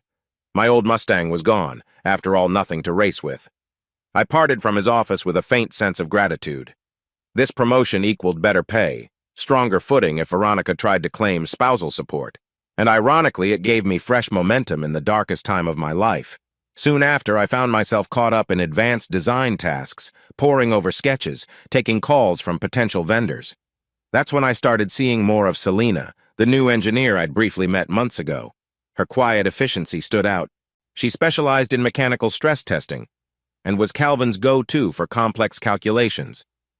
Usually, we passed each other in the hall or swapped a quick, "Hey," but now, with me leading the project, we ended up in the same design meetings. Early one morning, I arrived at the office coffee station to see Selena flipping through a thick binder. "Didn't expect anyone else here at 7 a.m., I joked lightly. She glanced up, flashed a mild grin. "I'm an early bird. Need time to solve the fiasco from last night's data logs. The CNC outputs are off again." I rolled my eyes. "Good times, huh?" She let out a small laugh that sounded genuine. We settled into a casual conversation about the specs we were finalizing for a new intake manifold. She pointed out a flaw in the torque distribution model that I'd missed. I admired her keen eye. When we parted ways, she hesitated. "Ethan, it's not my business. But I heard you're going through some stuff? A divorce, maybe? I just want to say, let me know if you need help with project tasks. Don't bury yourself." I blinked, briefly stunned that she'd approached the topic. "Thanks," I managed, touched by her concern. "I'm good. Actually, I appreciate you stepping up with the data. Let's keep in touch." Over the following week, Selena and I exchanged more than just design notes. We occasionally found ourselves in the break room at odd hours, each tackling a cup of stale coffee. She had a quiet empathy, never prying, but offering small gestures, sending me a spreadsheet for reference, or hooking me up with a new software patch. In a weird way, she reminded me that not everyone in my orbit was out to break me. One evening, we stayed late. It was nearly 8 p.m., the office mostly deserted. She was at her desk, frantically reviewing test results. I dropped by to deliver a revised blueprint, and we ended up chatting about casual things, favorite takeout spots, horror movies. She admitted she'd divorced young years back, which was partly why she moved here for a fresh start. A gentle tension hung in the air. Not flirtation, exactly more like a budding camaraderie. Two people overshadowed by personal storms but finding calm in shared tasks. For a moment, I glimpsed the possibility of a new beginning or at least a respectful friendship. But any real spark was overshadowed by my vengeance-laced mission. My heart was too raw for more. Still, I valued her presence. She was a stable point in a swirl of chaos. That same night, I got home to find a letter taped to my door. It was from Veronica. The scrawled handwriting read, "I know you're ignoring me, but please don't do this. We can fix us. Please call." I tore it up, my chest hammered with an odd combination of regret and resolute anger. Fixing us was impossible, especially after I'd filed the divorce petition the day before. I sank onto my couch, phone in hand, staring at Marisol Morales' number. I half wondered if I should warn her Veronica might pull some stunt. Ultimately, I tossed the phone aside. Let Veronica try whatever. I'd freeze her out with the legal framework in place. My new promotion meant I could afford better representation if needed. And if she thought tear-stained notes would shift me from my path, she underestimated the damage she'd caused. Exhaling, I rummaged through my notes on Logan. Annalise had sent me an email with some fresh details. Turns out he might have co-signed on a fancy condo lease. Perfect ammo to share with her, so she could corner him for higher child support. Each small bit of intelligence sharpened my confidence. The plan was slowly forming in my mind. Break them financially, ruin their illusions of an easy romance, and ensure Veronica never got a dime of my future success. I could almost taste the grim satisfaction. I told myself it was justice, not cruelty. But maybe the line was blurred, and I no longer cared. As the evening wore on, I found my mind drifting to Selena again, how her eyes lit up when discussing a new approach to engine design, how she'd given me that calm reassurance. A fleeting thought whispered that maybe, after all this was done, I could move forward with someone kind. But for now, my focus was fixed on revenge. About a week after my promotion, I came home from a late shift to a text from Veronica. "I'm desperate. Logan's ex demands child support. He's freaking out about money. He wants me to push you for more in the divorce. Please talk to me. This isn't all my fault. We can negotiate something, or I'll have to do what he says." My breath caught. She sounded cornered, which oddly thrilled me.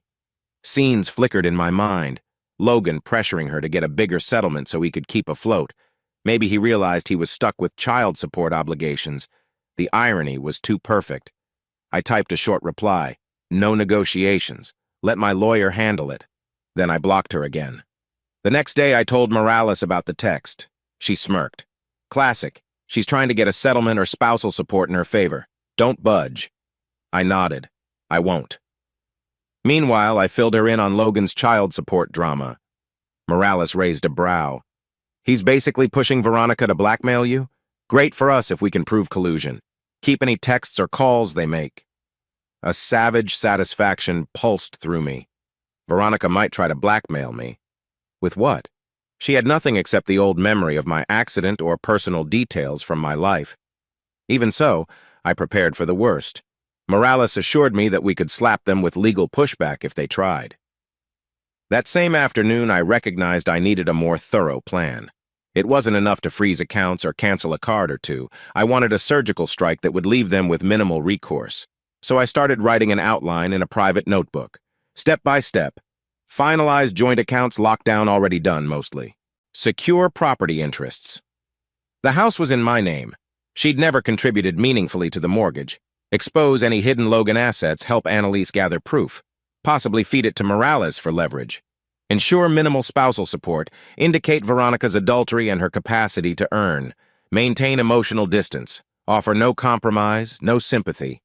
My pen scratched the page with a steady determination. This was more than a divorce. It was war. That evening, I rummaged through a dusty old box in the closet.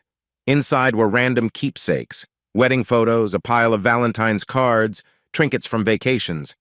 My stomach twisted seeing a snapshot of me and Veronica beaming in front of Niagara Falls. I'd once believed we'd build a lifetime together. Now I realized she'd dismantled that dream the second she crawled into bed with Logan. I shoved the photos back in the box, set it aside as evidence if needed for timeline references. Around midnight, she tried calling again. On impulse, I answered. "What do you want?" My voice was steely. She inhaled, stammering, "Logan's panicking. He told me if I don't get a bigger settlement, we can't afford rent. He thinks you'll fold if we threaten to expose, your old racing? Maybe your accident details. Something about your job. He's sure your boss wouldn't want the scandal." I snorted. "Is that supposed to scare me? I already told Calvin about my accident. And our firm doesn't fire employees over personal drama." She hesitated. "Look, I don't want to blackmail you, but I can't be homeless. Please, just can we reach an agreement? A lump sum or spousal support?" My anger flared, but I stayed calm. "Veronica, you destroyed our marriage. I owe you nothing more. Good luck with your boyfriend." Then I hung up. My chest heaved with adrenaline. Let her panic. Let Logan squirm. They were about to learn that playing mind games with me was a losing bet. The following morning, as I arrived at Whitaker Automotive, my phone buzzed with a new text from Annalise. Found more evidence of Logan's bank activities. We can corner him for sure. Coffee later? I typed back. Yes, let's do it. The synergy felt unstoppable. If Logan was leaning on Veronica to get money from me, soon he'd discover that every step he took only entangled him further. At the office, Selena passed by, noticing my grim expression. "You okay?" she asked softly. I forced a half-smile. "Just personal stuff, but I'm handling it." She nodded, her eyes flickering with concern. "If you need a break, let me know. We can go for lunch sometime." The warmth in her voice momentarily stilled my rage. "Thanks," I murmured, meaning it. Over lunch with Annalise at a small cafe near her kids' daycare, she laid out more documents. Logan had apparently borrowed money using questionable collateral. She believed he funneled some of it to Veronica for all those lavish nights. I tapped my finger on the table. "Perfect. If we prove he's got hidden funds or lied about finances, you can press him for better child support. Meanwhile, I'll highlight Veronica's involvement to reduce her claim in my divorce." Annalise's face was pained but resolute. "I hate it has come to this. But if he wants to manipulate me and starve my kids out, I'll fight back." She exhaled, giving me a small smile. "Thanks for collaborating. Hard to believe we're in this weird alliance." I shook my head. "It's the hand they dealt us. We'll make sure they regret it." The conversation ended on a mutual vow to keep exchanging intel. I parted ways feeling this cool rush. My plan was no longer just theoretical. It was in motion. A hush of excitement coursed through me, the kind you get from controlling the board in a chess match. That night, I set a new phone passcode and password-protected every relevant file on my laptop, anticipating any attempt Veronica might make to rummage for my personal secrets. I combed through my closet, removing leftover items of hers, tossing them in a trash bag. The physical act of discarding her presence felt symbolic. I was making space for a new chapter, albeit a dark one fueled by retribution. Staring at my reflection in the bathroom mirror, I studied my face slightly hollow-cheeked, eyes sharper than before. I no longer resembled the carefree car enthusiast who used to spend weekends detailing a Mustang or daydreaming about performance mods. Now I was the man forging a precise, calculated route to ruin my ex and her lover. I tried to recall if that was too extreme, but each time, the memory of them entwined in my bed stiffened my resolve. Sometime after midnight, insomnia kept me awake, phone in hand. I typed a note. "Everything ends in court. They lose. I win." Then I flicked off the screen, letting the idea settle. A calm sense of purpose replaced the swirl of heartbreak. My vengeance was no longer just about punishing them. It was about ensuring they never do this to me or anyone else again. I breathed in the stillness, picturing the final scene. Logan drowning in financial troubles. Veronica left with no assets from me, forced to realize betraying me was the worst mistake she'd ever made. The image was disturbingly comforting. Maybe I'd lost my innocence in the process, but at least I wouldn't be their victim. Closing my eyes, I recalled Selena's gentle invitation for lunch. Something about the memory soothed me, reminding me that once I got all this behind me, life could have color again. For now, though, I'd remain in the shadows, meticulously weaving the net that would catch my betrayers. And that knowledge brought me the first real sense of peace I'd felt in weeks. The Monday after finalizing my divorce strategy, I got a call from my lawyer, Marisol Morales. She sounded faintly amused. "Ethan, I've heard something interesting. Veronica's attorney hinted that she's engaged." My stomach kicked. "Engaged to Logan?" I asked, trying to keep my voice flat. Morales hummed. "That's the word. Rumor is they want a rushed ceremony. Probably a stunt to pressure you or to prove her commitment. Could be aimed at making you reconsider your stance." I pinched the bridge of my nose. The idea that Veronica and Logan would jump into marriage so soon was absurd, yet fitting their desperation. "Let them do it," I muttered. "Might actually help me." Morales laughed. "Indeed, if she marries him, it might impact any spousal support claims. Let's wait and see how serious they are." I hung up, a slow grin forming. The entire situation was so twisted it bordered on comedic. In a matter of months, she went from my wife to the fiancé of the man who contributed to blowing up her life. Part of me felt a flicker of old pain. We used to talk about renewing vows someday, and now she was engaged to that jerk, but that flicker died quick. I had a plan, and if they wanted a wedding, I could turn that into checkmate. A day later, I scrolled social media on a coffee break at Whitaker Automotive. Sure enough, I saw a post on Veronica's page, a photo of her left hand sporting a modest ring captioned, "New Beginnings." In the background, Logan's reflection loomed. The comments ranged from polite shock to cautious congratulations. I noticed a handful of Veronica's friends express confusion, someone asking, "Wait, weren't you just separated from Ethan?" She replied blandly about moving forward. Classy. I decided to contact her in the most manipulative way possible. A carefully worded text. "Heard the news. Didn't expect that so soon. Let's talk finances. E." I knew it'd stoke her curiosity. Within minutes, she called, voice breathless. "Ethan, you're not upset?" I took a measured breath, letting just enough tension seep in. "Veronica, after what we've been through, I'm not sure I can be upset anymore. But if you're serious about Logan, we need to finalize property issues. No sense dragging the divorce out. Maybe we can settle quietly, give you a fresh start." Her surprise was palpable. "Really?" Yes. I'm glad you're not fighting me on this. Logan's pushing for a quick resolution so we can move on." She hesitated, probably fishing for an emotional reaction. I allowed a pause. "Well, I want you to be happy," I said softly, letting a faint tremor lace my tone. "No one benefits from a messy court battle, right?" She sounded relieved, maybe even smug. "Right. Thank you, Ethan. Let's meet soon to discuss details." Hanging up, I exhaled. This was the poker face I needed, feigning neutrality to lure them deeper into a trap. The second she believed I was letting my guard down, the easier it'd be to orchestrate the next move. Because if Veronica and Logan really rushed into marriage, I could use that to crush any chance of her milking spousal support. They'd be stuck with each other's debts, child support obligations, everything. That same evening, just to underscore my performance, I texted her again. "Wanted you to know, no hard feelings. We'll settle soon." She replied almost instantly, "I'm so glad. I knew we could be mature about this. Thank you. I'll let Logan know." Perfect. They'd see only what I allowed. A subdued ex-husband, weary from battle, ready to sign off quietly. Meanwhile, I pictured them planning a half-baked wedding. The mental image almost made me laugh. Without telling Morales yet, I decided to keep playing along until Veronica locked in a ceremony date.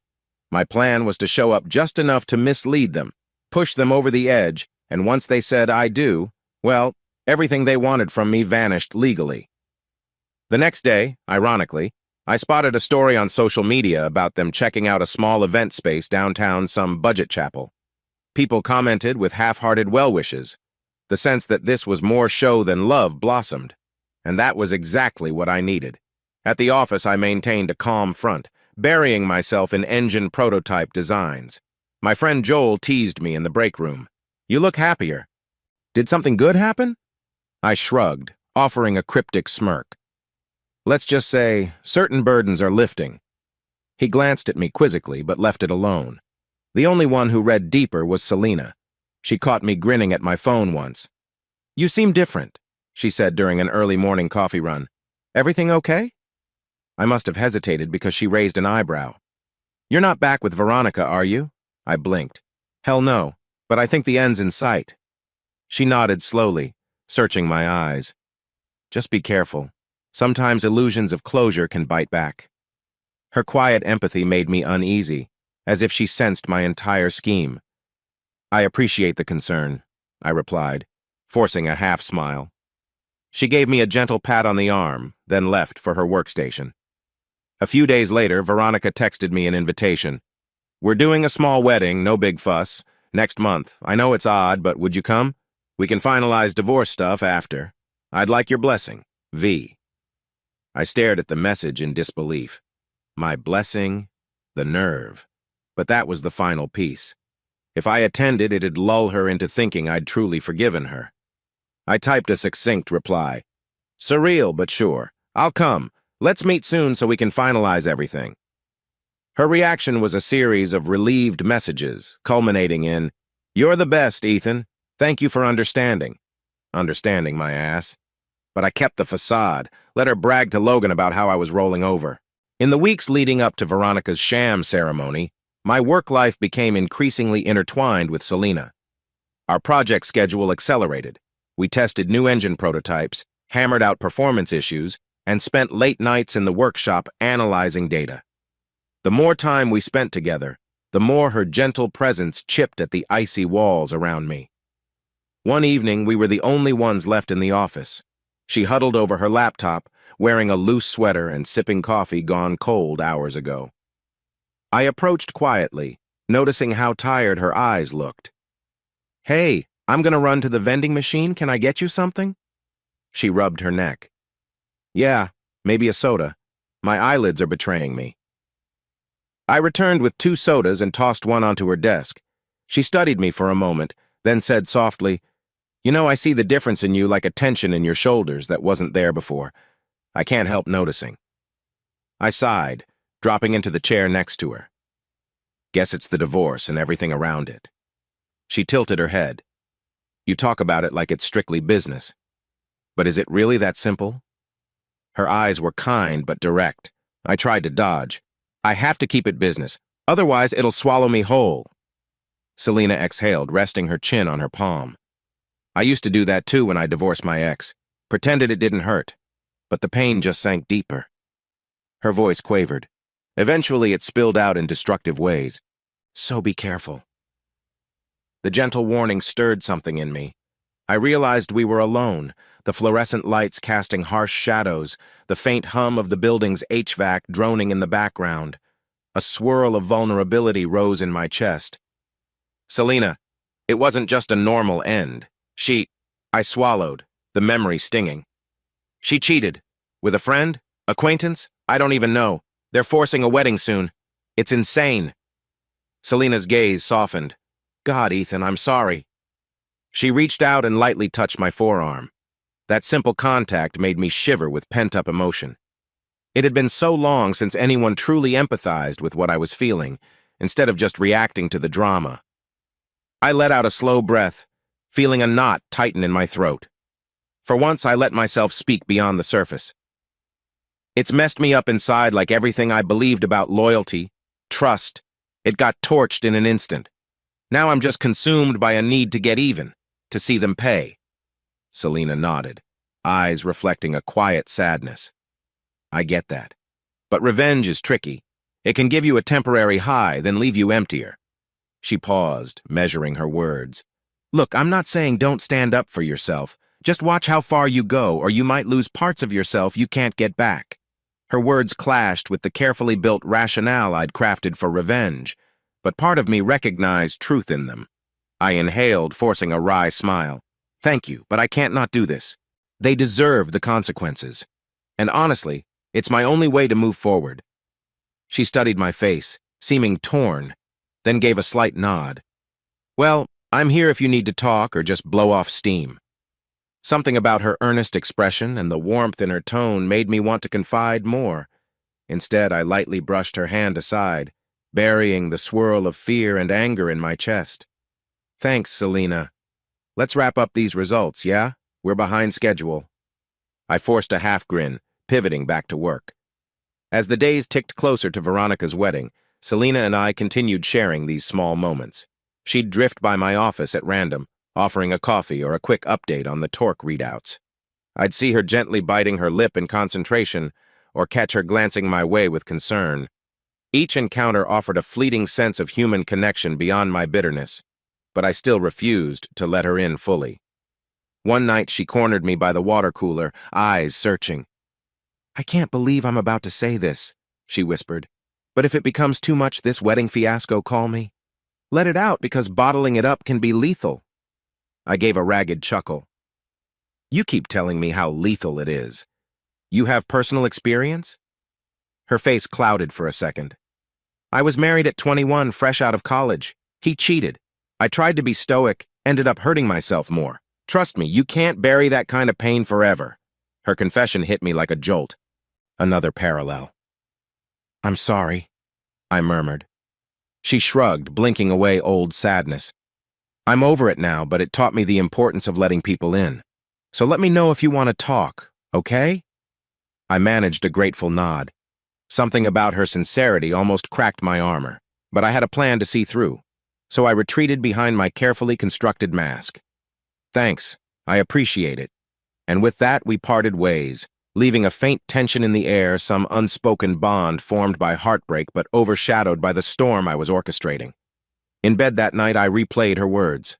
She was worried I'd destroy myself in the process of seeking revenge.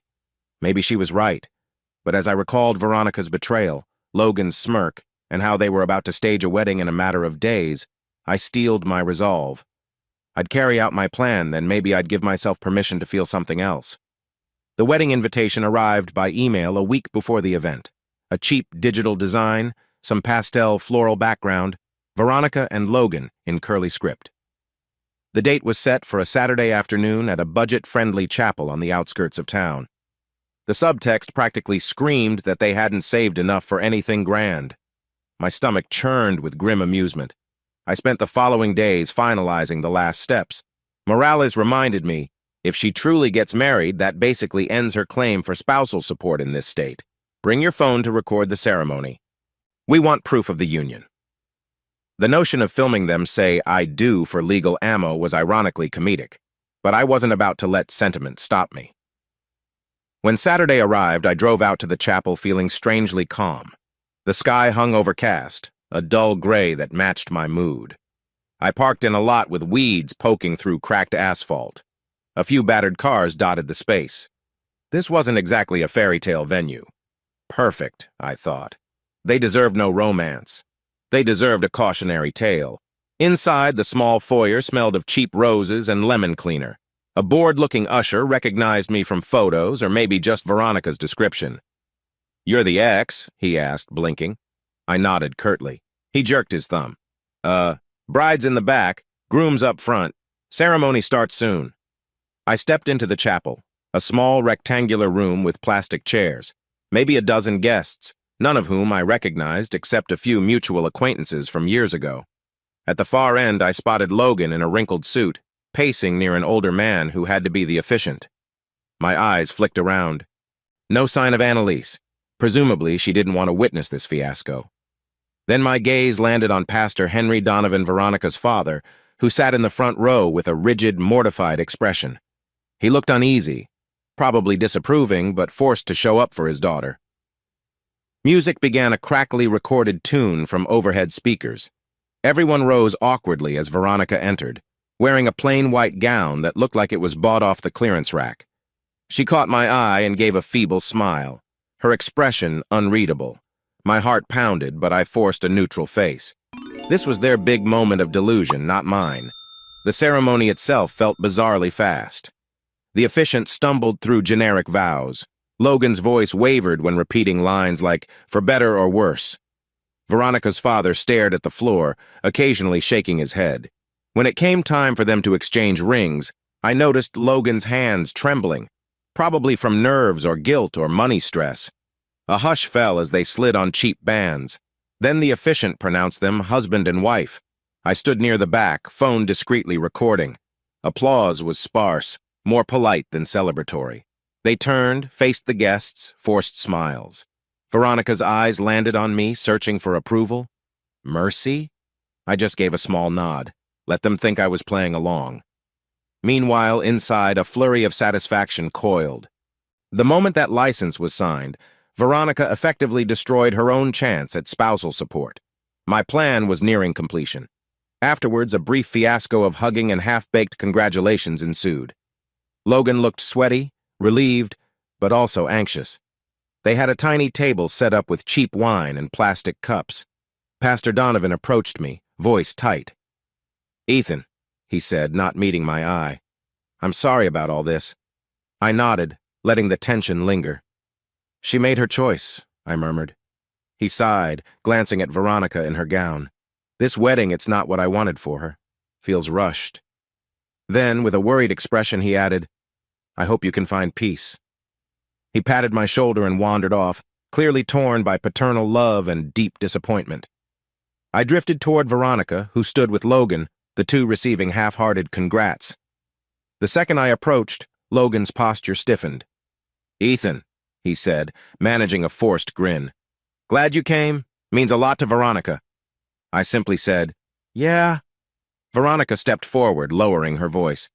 "Thank you for not causing a scene, for being so understanding about the settlement." She touched my arm. "We can finalize everything soon, right? You won't fight me." I tilted my head, letting a subtle smirk play on my lips. "Why would I fight? You're married now. The divorce is practically done." She blinked, confusion flickering. "Right. I guess that means I have no claim to spousal—" She froze mid-sentence, realization dawning. Her eyes widened. "Wait, does the marriage?" At that moment, I turned to Logan, voice cutting through the murmurs. "Congratulations, man. You know once the paperwork's official, she can't get a dime of spousal support from me, right? That's how it works here if she remarries." I kept my tone jovial, as if explaining a basic fact. Logan's face contorted. "Huh? That's not," she said, "wait, Veronica?" Veronica's breathing quickened. "Ethan, what do you mean? I thought we could still—" The lawyer said. She glanced around, panic rising. "That can't be right." I shrugged, my expression calm. "Check the laws. You forfeit the right to spousal support once you remarry. You jumped the gun." I paused, letting the weight settle. "But hey, if you two are truly in love, that's all that matters, right?" Her face paled, eyes darting to Logan in dismay. He scowled, face reddening, hands curling into fists. "Veronica, you told me you'd get a big settlement from Ethan, help cover my finances." Everyone around us caught the tension. A few guests edged away. Pastor Donovan frowned, stepping forward. "What's happening?" Veronica stammered. "No, I thought—" She whirled on me, voice shaking. "You tricked me?" I offered a mild shrug. "I've done nothing but finalize a normal divorce. You made your own choice to remarry. Didn't you read the fine print?" My heart pounded in triumph. The hush in the chapel was deafening. Logan let out a humorless laugh, turning to her with an accusatory hiss. "So all those times you said, 'Don't worry, Ethan's paying, that's worthless now'?" She stuttered, eyes brimming with tears. "I was sure, or I thought maybe he'd negotiate, or—" She swallowed, lip trembling. I let silence speak for a moment. Veronica's father watched in horror, realization dawning that his daughter's new marriage was built on a false hope of financial gain. Meanwhile, my phone discreetly still recorded the meltdown. Finally, I clapped a hand on Logan's shoulder, ignoring his hostile glare. "Congrats on the wedding. You both got exactly what you deserve." Then I stepped away, leaving them to stew. The moment I turned, Veronica grabbed my sleeve in desperation. "Ethan, please, can we talk privately?" I glanced down at her trembling hand, then into her frantic eyes. For a second, pity flickered. But I remembered that bedroom scene. I shook her off gently, voice cold. "Don't do this. You made your bed with Logan. Lie in it." She choked back a sob, lipstick smearing. Logan stood a foot away, livid but seemingly rooted to the spot, unsure whether to lash out or bury his face in shame. In that instant, I knew my plan worked. They were legally bound to each other now, and whatever illusions they had about extorting me vanished. The next stage of their downfall: financial burdens, child support for Logan, zero spousal support from me for Veronica, loomed like a storm cloud over their flimsy vow of love. I walked out of the chapel, passing startled guests, stepping into the overcast daylight. My heart hammered, but a profound sense of grim satisfaction glowed in my chest. This was the moment I'd waited for. It felt both exhilarating and oddly hollow. Outside, the stale air hit me like a wave of relief. I paused near my car, letting the tension drain. Through the chapel's open doors, I heard frantic voices rising, Veronica's muffled sobs, Logan's angry snarls, the confused gasps of onlookers. So much for a blissful wedding reception. I tapped my phone to save the recording. Morales would have a field day with this. Veronica literally sealed her own fate in public. Perfect. My mind told me I'd won, but a dull ache haunted my chest. Even in victory, heartbreak can linger like a bruise that won't fade. No more than 2 minutes later, Veronica stumbled out, eyes red, mascara streaked. "Ethan!" she called, voice cracking. I debated ignoring her, but I stood still. She approached, wrapping her arms around herself. "Please fix this. I didn't realize Logan's furious. He's blaming me, says I lied about the money." She swallowed hard. "I can't handle this meltdown. He's threatening to walk away if he can't pay child support. He wants me to force you into some settlement. You have to help me." I stared at her, cold disbelief flooding my veins. "Why would I do that?" She parted her lips, tears brimming. "Because we had years together. Because you're not a monster. Please, Ethan, if you have any love left for me." I shook my head slowly. "I had love. You killed it. Now you're locked into a marriage that was built on a lie. That's on you." My voice was calm, but inside I felt a swirl of anger and pity. She sniffled, voice trembling. I know I messed up, but I never imagined you'd do this to me." A bitter laugh escaped me. "Do this to you? Veronica, you cheated with Logan. Both of you tried to extort me. Don't cry foul when it backfires." She tried to reach for my hand, but I flinched away. The heartbreak etched on her face was undeniable, yet it didn't move me anymore. We were past that point. She stood there, shoulders shaking, as the humiliation of her new marriage's meltdown dawned. Finally, she whispered, "I guess it's over then. Really over." I nodded. "I filed the divorce papers. You remarried. That's it. Nothing left." Behind her, Logan emerged, face twisted in rage. "Ethan, you smug bastard," he growled. "You planned this, huh? Weren't man enough to keep your wife, so you sabotage us?" I matched his glare with an icy stare. "Don't project your failures onto me. You rushed to the altar expecting a payday. Guess you miscalculated." His hands balled into fists. For a second, I thought he might swing, but a few lingering guests hovered near the doorway, uneasy. He exhaled, tension coiling in his posture. "This ain't over," he spat, voice trembling with frustration. "I'll find a way to get what we need." I raised an eyebrow. "By all means, try. But you'll find your child support for Annalise is about to go up and Veronica can't squeeze me for a dime. Good luck paying your bills." His face colored, and he turned to Veronica with a sneer. "I can't believe I let you talk me into this wedding now. You said Ethan would cave." She reddened, tears dripping onto her gown. "I thought I didn't know." They glared at each other, the seeds of blame already sprouting. My chest tightened with a strange sense of closure. This was their bed of betrayal, and it was devouring them from within. I cleared my throat. "Have a lovely honeymoon," I said, voice dripping with mock civility. Then I got in my car, started the engine, and pulled away, leaving them to fume in the parking lot. As I drove, the gray clouds overhead finally unleashed a drizzle of rain. I flicked on my wipers, mind racing with conflicting emotions. The roar of tires on wet pavement reminded me of that fatal race that destroyed my Mustang. That day, I'd lost something fundamental. Now, at least, I'd secured a twisted form of justice. So why did I feel so hollow? By the time I reached home, the drizzle had turned into a steady downpour. I tossed my coat aside and checked my phone. A new text from Annalise popped up, likely in reference to Logan's meltdown. I opened it. "Heard the wedding ended in chaos. He's raging about you. Already missed a child support payment. I'm filing a contempt motion. Are you safe?" I typed a quick response. "I'm fine. He threatened me verbally, that's all. Good luck with the motion. Keep me posted." Part of me wondered if Logan's collision course threat was real. Could he do something reckless, physically come at me? I locked my doors anyway, not that it changed much. If he wanted confrontation, he'd find me. But I suspected he was all bark, no real bite. He was pinned under debt, child support, and an angry new bride with zero spousal settlement. Let him stew. I sank onto my couch, phone in hand, rewatching the short video clip of the vows. The shaky footage captured them exchanging rings, forcing smiles, then the abrupt confusion when they realized what it meant financially. The panic on Logan's face, the heartbreak on Veronica's. I flicked the phone off. Mission accomplished. Yet a hollow ache gnawed at me. I recalled Selena's caution. Revenge can be addictive but might leave you emptier. Was I emptier now? Possibly.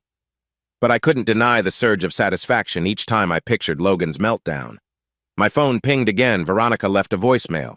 I ignored it, deleting it unheard. As the rain hammered against the windows, I closed my eyes and tried to let the tension ebb. The image of Veronica's tear-streaked face kept intruding. I told myself she deserved no sympathy.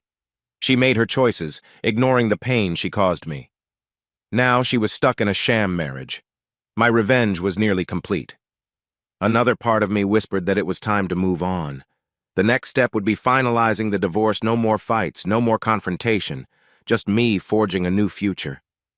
A spasm of exhaustion rippled through me. In the hush, I realized how lonely the house felt. Maybe once this storm truly settled, I'd see if there was space for something genuine, maybe with Selena, or maybe just by myself. But for now, I lay in the dim light, listening to the rain fall, letting the swirl of victory and sorrow lull me into restless sleep. The morning after Veronica and Logan's disastrous wedding, I woke to an odd quiet in my head. My phone showed no new texts from either of them. No frantic voicemails, no last-minute attempts to manipulate me into some payoff. Perhaps my silence and their public meltdown had driven home the truth. I was done. The storm had passed, or so it felt, but victory tasted hollow. I wandered my house, noticing every sign of my old life. The couch where Veronica and I once cuddled, the kitchen she'd decorated with silly magnets. Now it all felt stale, like a museum exhibit for a life I no longer wanted. The hush made me think about Selena's warnings. Revenge can leave you emptier. Was that what this was? A big, empty aftermath? I distracted myself with coffee and scrolled automotive forums, a habit I'd abandoned since wrecking my Mustang. A pang of nostalgia hit me for that roaring engine, the adrenaline surge of a perfect launch. That old passion had died in the crash, replaced by bitterness. But something in me stirred, like a faint flicker of the old gearhead I used to be. That afternoon, I got a text from Selena. "Hey, there's a low-key car meet next weekend. Wanna come? Could be fun, no pressure, Selena." It caught me off guard. She'd been gently nudging me to return to the car world, to reignite the spark I'd buried under my anger. I found myself staring at her message for a while. Finally, I typed back, "Sure, I'd like that." The moment I sent it, a weird flutter danced in my stomach. Maybe it was excitement, maybe caution.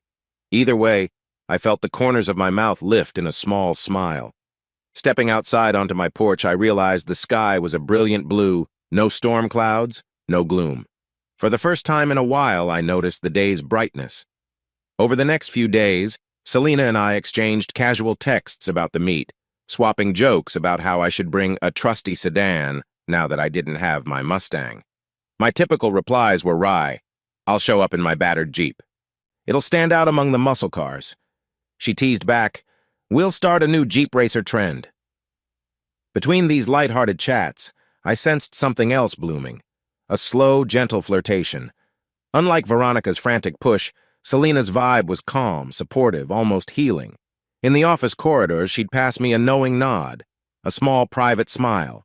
It warmed me more than I cared to admit. By Wednesday, I realized I no longer checked my phone expecting chaos from Veronica.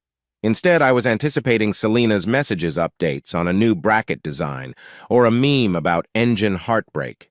We worked late a couple of times, diving into the next phase prototypes with an energy that felt oddly refreshing. One late night, she plopped down at my desk, arms hugging a binder. "Remember how you told me you used to live for car shows?" she asked gently.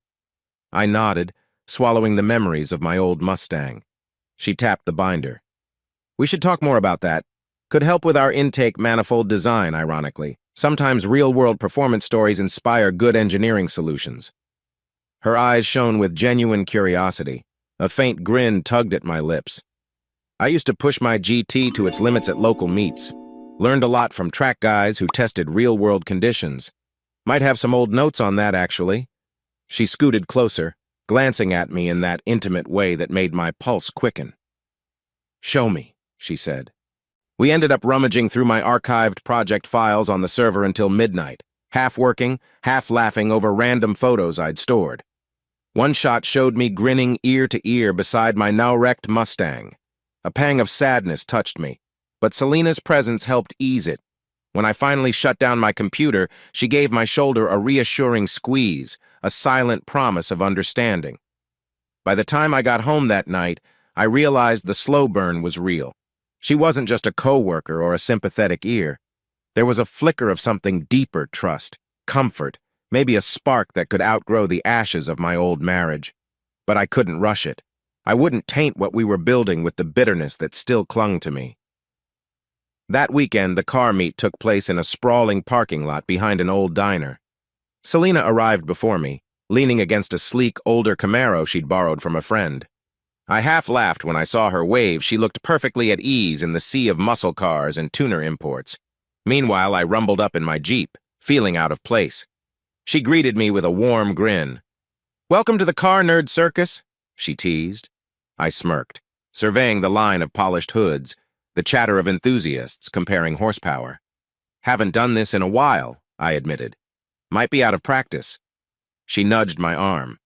"Then let's practice. Show me how you used to scope out the best mods." Her playful energy was contagious. Within minutes, we were strolling between rows of cars. The swirl of engine talk, squealing tires, and laughter jolted me with nostalgia. I found myself genuinely smiling, tossing out questions about turbo setups or camshafts. At one point, Selena introduced me to a friend named Marcus, a friendly guy who specialized in painting custom flames on hoods. Marcus recognized my name from back when I posted on local racing forums. "Dude, you were the Mustang guru, right?" he asked with a grin. I ducked my head, a bit embarrassed. "Maybe once upon a time?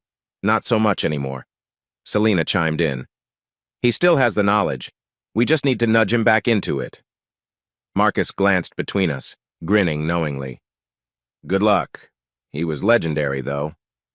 The word legendary made me laugh, but inside, something flickered: pride, maybe, or a sense of belonging I'd lost. Later, Selena and I grabbed a couple of greasy diner burgers from a food truck parked nearby. We perched on the tailgate of her borrowed Camaro, munching in comfortable silence. The late afternoon sun lit the rows of cars with a hazy glow. Rock music thumped from someone's portable speaker. She took a breath, eyes flicking to me. "You know, this is the happiest I've seen you." I wiped ketchup off my fingers, shrugging lightly. "It feels good to be around this again. Reminds me that I'm not just the guy who got cheated on. I'm still me." She gave a small nod, warm encouragement in her gaze. Then, more softly, she said, "I hope you realize it's okay to rebuild. Not just cars, but yourself." Her words settled in the air. I stared at the horizon, the rumble of engines behind us. "I think I'm starting to get that," I whispered. In the weeks that followed, Selena and I kept hanging out beyond the office, sometimes spontaneously grabbing pizza, sometimes meeting for coffee on a Sunday. Once, we even spent a Saturday morning in a junkyard, searching for a rare engine part for her cousin's old Impala. We laughed when she found the part hidden under rusted scrap, emerging triumphant like an explorer. We ended the day with grease-smeared hands and jokes about being junkyard treasure hunters. Our bond deepened with each day. She'd catch me off guard with glimpses of her own past heartbreak, describing how her ex-husband's betrayal rocked her self-worth. I'd share a bit of mine, less about Veronica's final betrayal, more about the emotional numbness post-accident. In these vulnerable moments, we found trust blossoming. One evening, she invited me over to her place, a small but cozy apartment above a bakery. Over microwaved lasagna and cheap wine, we talked late into the night. At some point, she softly rested her hand on mine. "You're allowed to move forward, Ethan. To love cars again, to love life again, and maybe love someone new." Her eyes darted away, cheeks flushing. I swallowed, heart pounding. "Selena, My voice caught. I felt a storm of gratitude, attraction, and lingering caution. "I want that, I think, but I'm still healing." She nodded, dropping her gaze. "I get it. No rush." Then we shared a gentle moment, a chaste kiss that felt more like a promise of something genuine than a lustful spark. The simplicity of it touched me in ways I couldn't describe. That night, I left her apartment feeling both elated and terrified. I was letting someone in again, a woman who understood the pain of betrayal but still believed in life's hidden joys. It made me wonder if maybe I could reclaim more than just my mechanical passions. Maybe I could reclaim hope. About a month after the disastrous wedding, I was heading out of the office at dusk when I saw a silhouette by my Jeep. At first, I tensed, thinking it might be Logan out for revenge. But as I got closer, my stomach flipped. It was Veronica.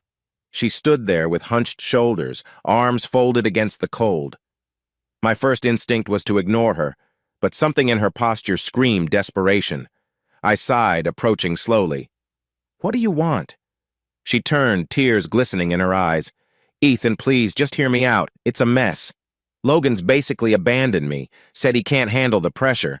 I'm pregnant, Ethan." She swallowed, voice trembling.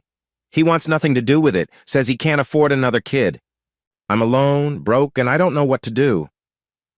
My heart lurched at the news, though I kept my expression calm. "That's not my problem anymore," I said, arms stiff at my sides. "Pregnant, with Logan's child, the final twist of their tragic tale." She wiped her cheeks, nodding. "I know it's not your responsibility, but can't we talk like humans? You said you once loved me." A swirl of old pain flared. Selena's caution echoed. "Be careful how far revenge goes." But I forced myself to remain stone-faced. "Veronica, you made all these choices. You betrayed me, married him on false assumptions, and now you're paying the price. You can't expect me to fix this." She let out a shuddering breath, tears streaming. "I'm sorry. Every day I regret what I did. We had problems, yes, but I never thought I'd lose everything. Logan's gone, and I can't even pay rent." My chest ached with conflicting emotions. Did I want her to suffer? Maybe. But this level of desperation felt pitiful. Just then I heard footsteps behind me. It was Selena, leaving the building. She froze at the scene, her eyes darting from me to Veronica. Veronica turned, spotting Selena, and something like jealousy flashed in her face. "Oh, you already replaced me," she muttered bitterly. Selena stepped forward, calm but firm. "Don't do that.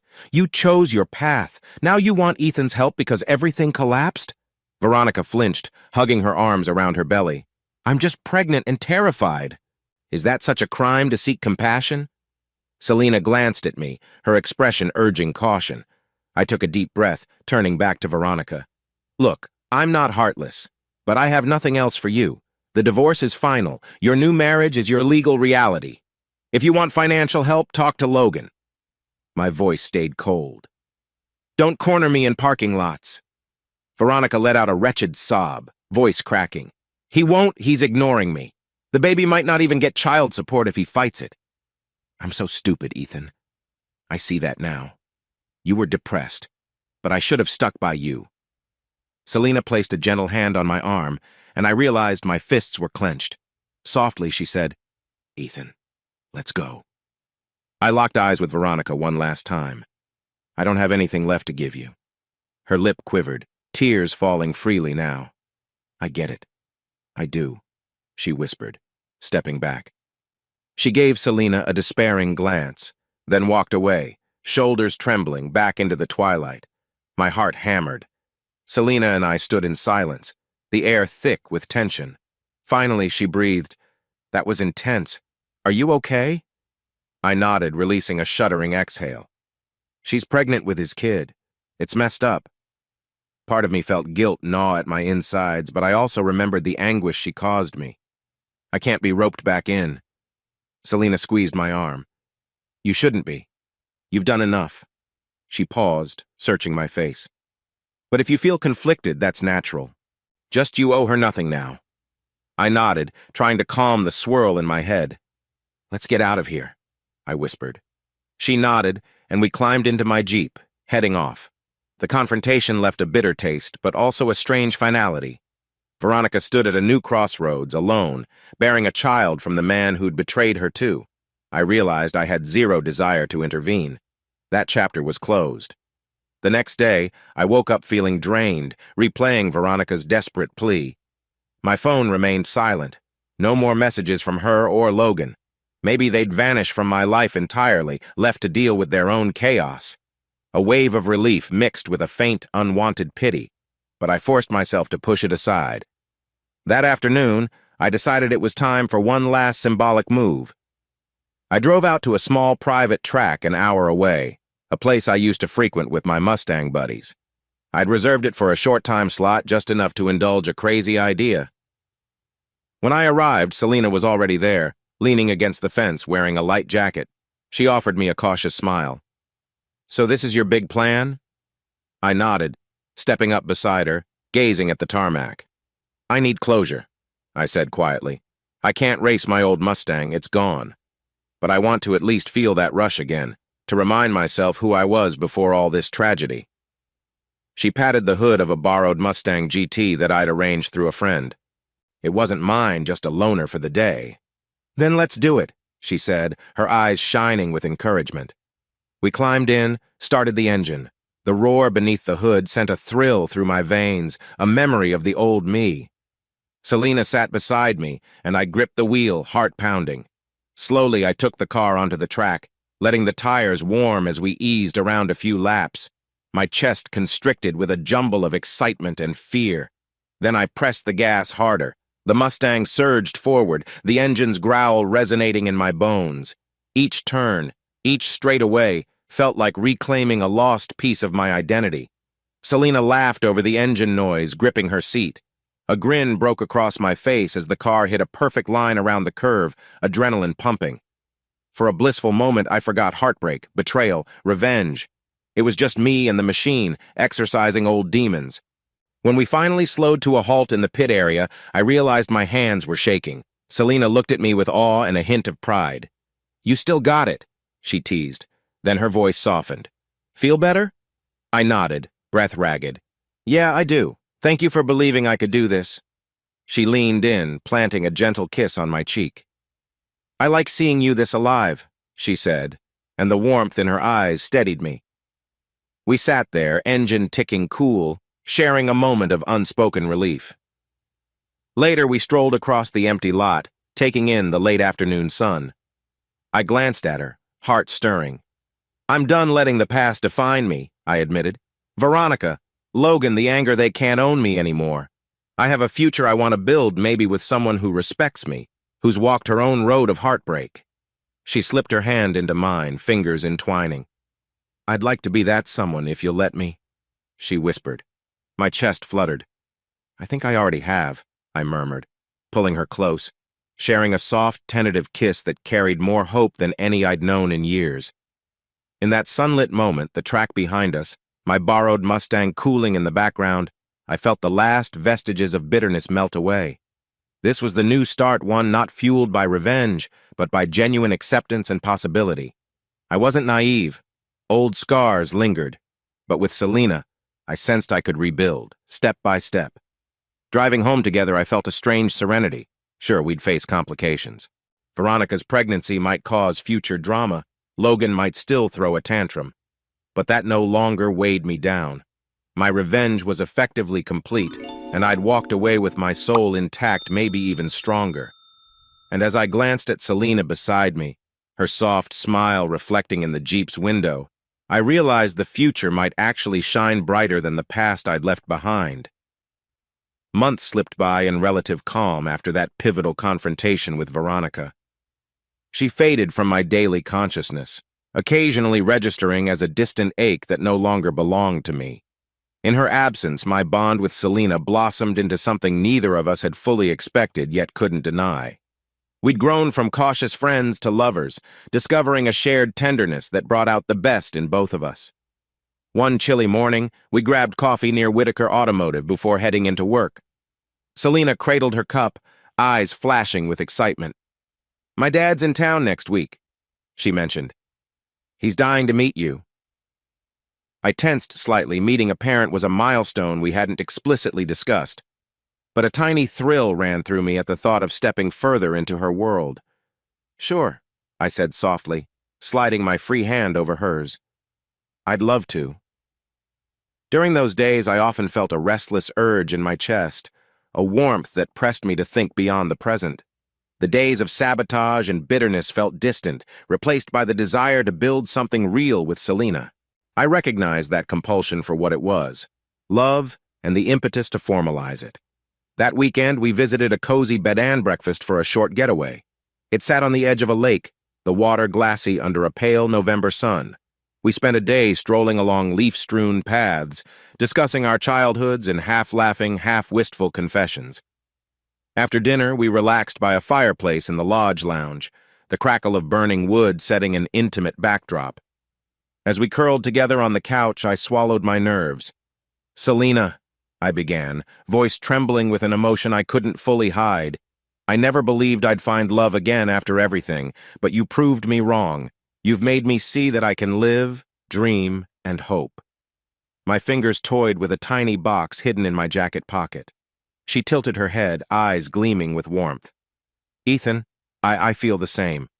But why do you sound so serious?" She gave a nervous laugh, as if bracing for news. I inhaled, heart pounding. "I'm serious because I want you in my life. Permanently."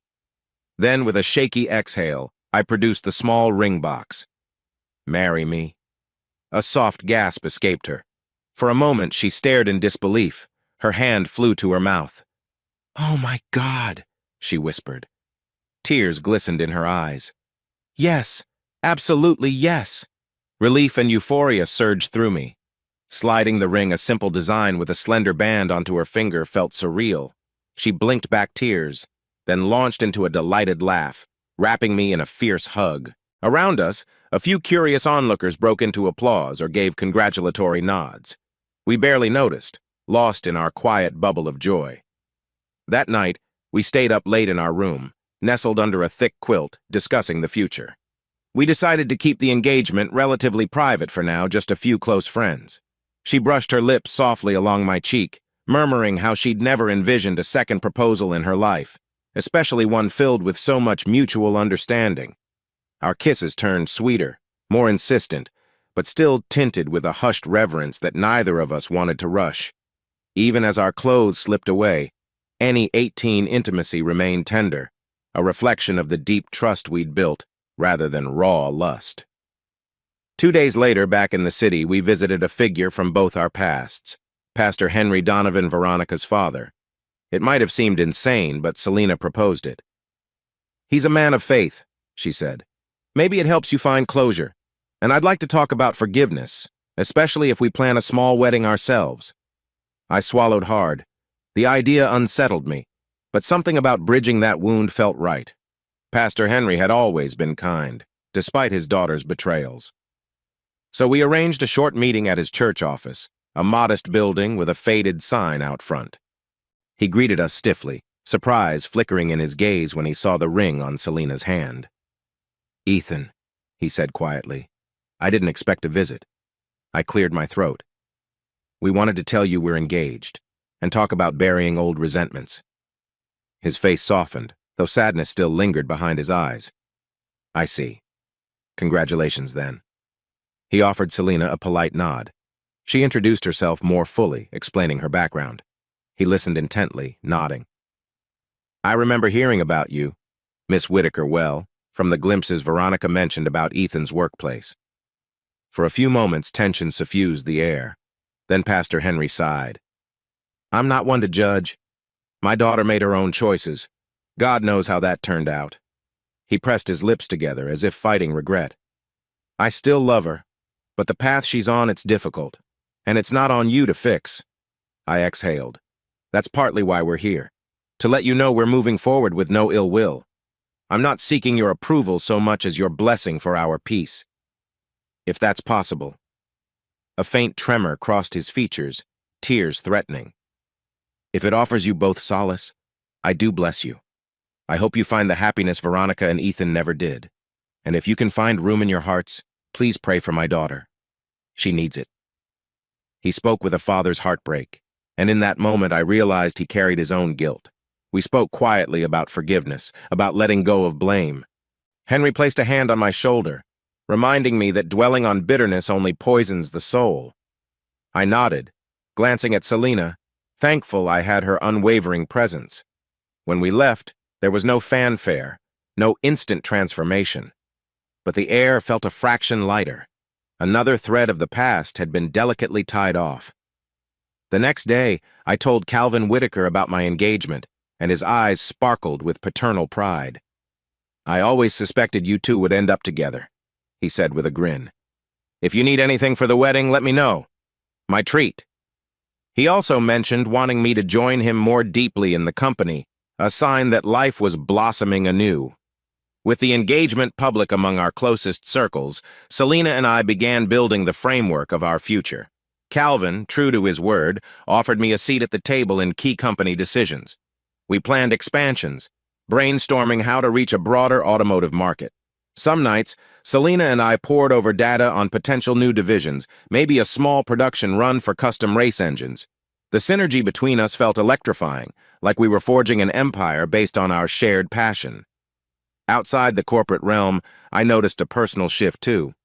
My identity had long revolved around the Mustang I lost, but now I felt compelled to define myself beyond that. On weekends, I sketched design ideas for a brand new project car, a unique build from scratch. I even started contacting old racing buddies, reintroducing myself as not the bitter ex-husband, but the Ethan who still had an engineering spark in his soul. One Saturday, Selena and I decided spontaneously to check out a property listing on the city's outskirts, a modest ranch-style house with a spacious garage. We pulled up the gravel driveway, hearts pounding with excitement. The realtor gave us a quick tour. The interior needed work-old wallpaper, creaking floors, but the backyard sprawled wide, perfect for barbecues or future expansions. And the detached garage was a tinkerer's dream, plenty of room for a project car or two. I turned to Selena, breath hitching. Could this be ours? She scanned the space, eyes gleaming. It's far from perfect, but I see potential like us, you know. We shared a soft laugh. By day's end, we were putting in an offer, half terrified, half thrilled at taking another leap. Distant echoes surfaced sometimes. A random text from someone who saw Veronica wandering downtown, pregnant belly visible, apparently living with a friend. Or a mention that Logan was behind on child support again, facing legal trouble. Those flickers of the past still stung, but they no longer consumed me. Instead, I felt a strange compassion, like I hoped they sorted their mess out. But it wasn't my cross to bear anymore. Every so often, though, a pang of guilt surfaced. Did I push them too far? Ruin them irreparably? But then I reminded myself, they orchestrated their betrayal. My role was self-defense, albeit brutal. The seeds of regret never fully blossomed, overshadowed by the knowledge that I was free and forging a better path. At a small dinner with Calvin, we toasted to new expansions, both personal and professional. He teased that I'd better treat his daughter right, or he'd revoke my promotion. Selena joked she was the one holding me to a high standard. I beamed, a sense of belonging so deep it eclipsed all the heartbreak from months ago. Later that night, at Selena's apartment, we settled on her couch with takeout noodles. She stretched her legs across my lap, ring glinting on her finger. "We might be homeowners soon," she said with a grin. "Think we'll manage not to kill each other during renovations?" I chuckled. We survived a messy divorce aftermath and corporate expansions. A few torn-up floorboards won't break us. We clinked chopsticks in a playful toast. Laughter flowed, and in that moment the peace we shared felt surreal. Maybe it was the quiet aftermath of war, but it was real and ours. The next milestone caught us by surprise. We'd barely closed on the house, keys in hand, when Selena started feeling off nausea in the mornings, fatigue after minimal exertion. At first, we joked about stress from work or bad food. Then a persistent dizziness triggered a test. The result came back positive. She was pregnant. We stood in our half-renovated kitchen, the test in her hand. She stared at the faint lines, tears welling, mixing shock and joy. My heart felt like it was spinning. A baby. I cupped her cheek, voice quivering. "Are we ready for this?" She choked out a laugh, half hysterical. "I have no clue, but maybe we figure it out like everything else?" Her eyes held a cautious hope, and I realized we'd both been burned by relationships in the past. Yet here we were, building a family. I embraced her, pressing my forehead to hers. "We'll do this together," I murmured, meaning every syllable. That weekend, we took a quiet drive to the outskirts of the city, winding through roads I once tore up in the Mustang. Eventually, we found ourselves near the deserted stretch where my infamous crash happened. My heart pounded as I parked near the old bus stop, the memories flooding back, screeching tires, twisted metal. The way that single moment cracked my entire life open. Selena squeezed my hand. "You don't have to do this if it hurts." I shook my head. "No, I do. I want to see it." We stepped out, approaching the guardrail where faint scars on the asphalt lingered. The image of that day flitted behind my eyes, my Mustang careening, the bus, the roar. Yet, despite the twinge of sorrow, I felt a profound calm. This place no longer held me hostage. It was just a cautionary tale, a chapter that shaped me. I whispered, "I've carried so much anger from that crash, from losing the car, from losing who I was. But maybe it was all leading me here." My gaze shifted to Selena's gentle smile, her hand resting lightly on her stomach. A tear slid down my cheek, but it wasn't out of grief. It was relief, like the final link to the bitterness had snapped. We stood there a while, letting the wind rustle through quiet trees. In that hush, I silently forgave the part of me that had yearned for destruction, for revenge. The cycle was complete. I turned to Selena, voice hushed. "Let's go home." She nodded, eyes shining, and we walked back to the car, leaving the haunted curve behind us. A few years later, life had transformed in ways I scarcely imagined. The ranch-style house was fully renovated, the garage stuffed with tools and an ongoing father-daughter project. Yes, father-daughter, for we had a little girl, Avery, who toddled around, squealing at the hum of any power tool. Her eyes sparkled with mischief whenever she saw me or Selena tinkering with car parts. We'd officially tied the knot in a small ceremony at that same lakeside bed and breakfast where I proposed. Calvin gave Selena away with tears in his eyes. Pastor Henry Donovan actually performed a low-key blessing, quietly proud, though his daughter's path was another story. We invited only our closest friends and a few co-workers, forging a day that felt personal, not overshadowed by old regrets. Our automotive engineering side project had flourished too. We'd launched a small custom design shop under Whitaker Automotive's umbrella. Calvin loved the results, praising our synergy. People across the state recognized us for innovative, high-performance tuning. It was crazy once upon a time. I was a depressed gearhead. Now I was co-running a business that revitalized my passion. One glorious Saturday, I found myself finishing the final touches on a brand-new custom Mustang. It was a personal build, dedicated to reclaiming the best of my old car while forging something uniquely ours. Selena stood by with Avery perched on her hip, clapping whenever I revved the engine. The paint job gleamed a deep metallic black, reminiscent of my first Mustang, but sharper, more refined. A testament to growth. With Avery safely in her car seat, though too young to truly appreciate the ride, and Selena riding shotgun, we pulled out from our driveway. The engine's purr vibrated in my bones, sending a rush of gratitude through me. We took a scenic route outside the city, passing fields of swaying grass. Avery giggled at the rumble, Selena's hand resting lightly on mine. Eventually, we found a quiet stretch of road, the horizon open and golden under the late afternoon sun. I accelerated gently, the Mustang responding with smooth power. Selena leaned her head on my shoulder, the ring I'd given her years back glinting on her finger, signifying everything we'd overcome. In that perfect moment, I could picture an invisible line bridging my past to this bright present. The heartbreak, the betrayal, the revenge each played a role in bringing me to the woman and child by my side. I wasn't naive. Life would continue throwing curveballs, but we'd face them as a unit, unstoppable partners on and off the road. A mile or two later, we crested a small hill, and the sunset blazed across the sky pinks, oranges, and streaks of red. I slowed the Mustang, letting the hush of evening soak in. Avery cooed. Selena whispered how beautiful it was. My heart brimmed with contentment so profound I could barely breathe.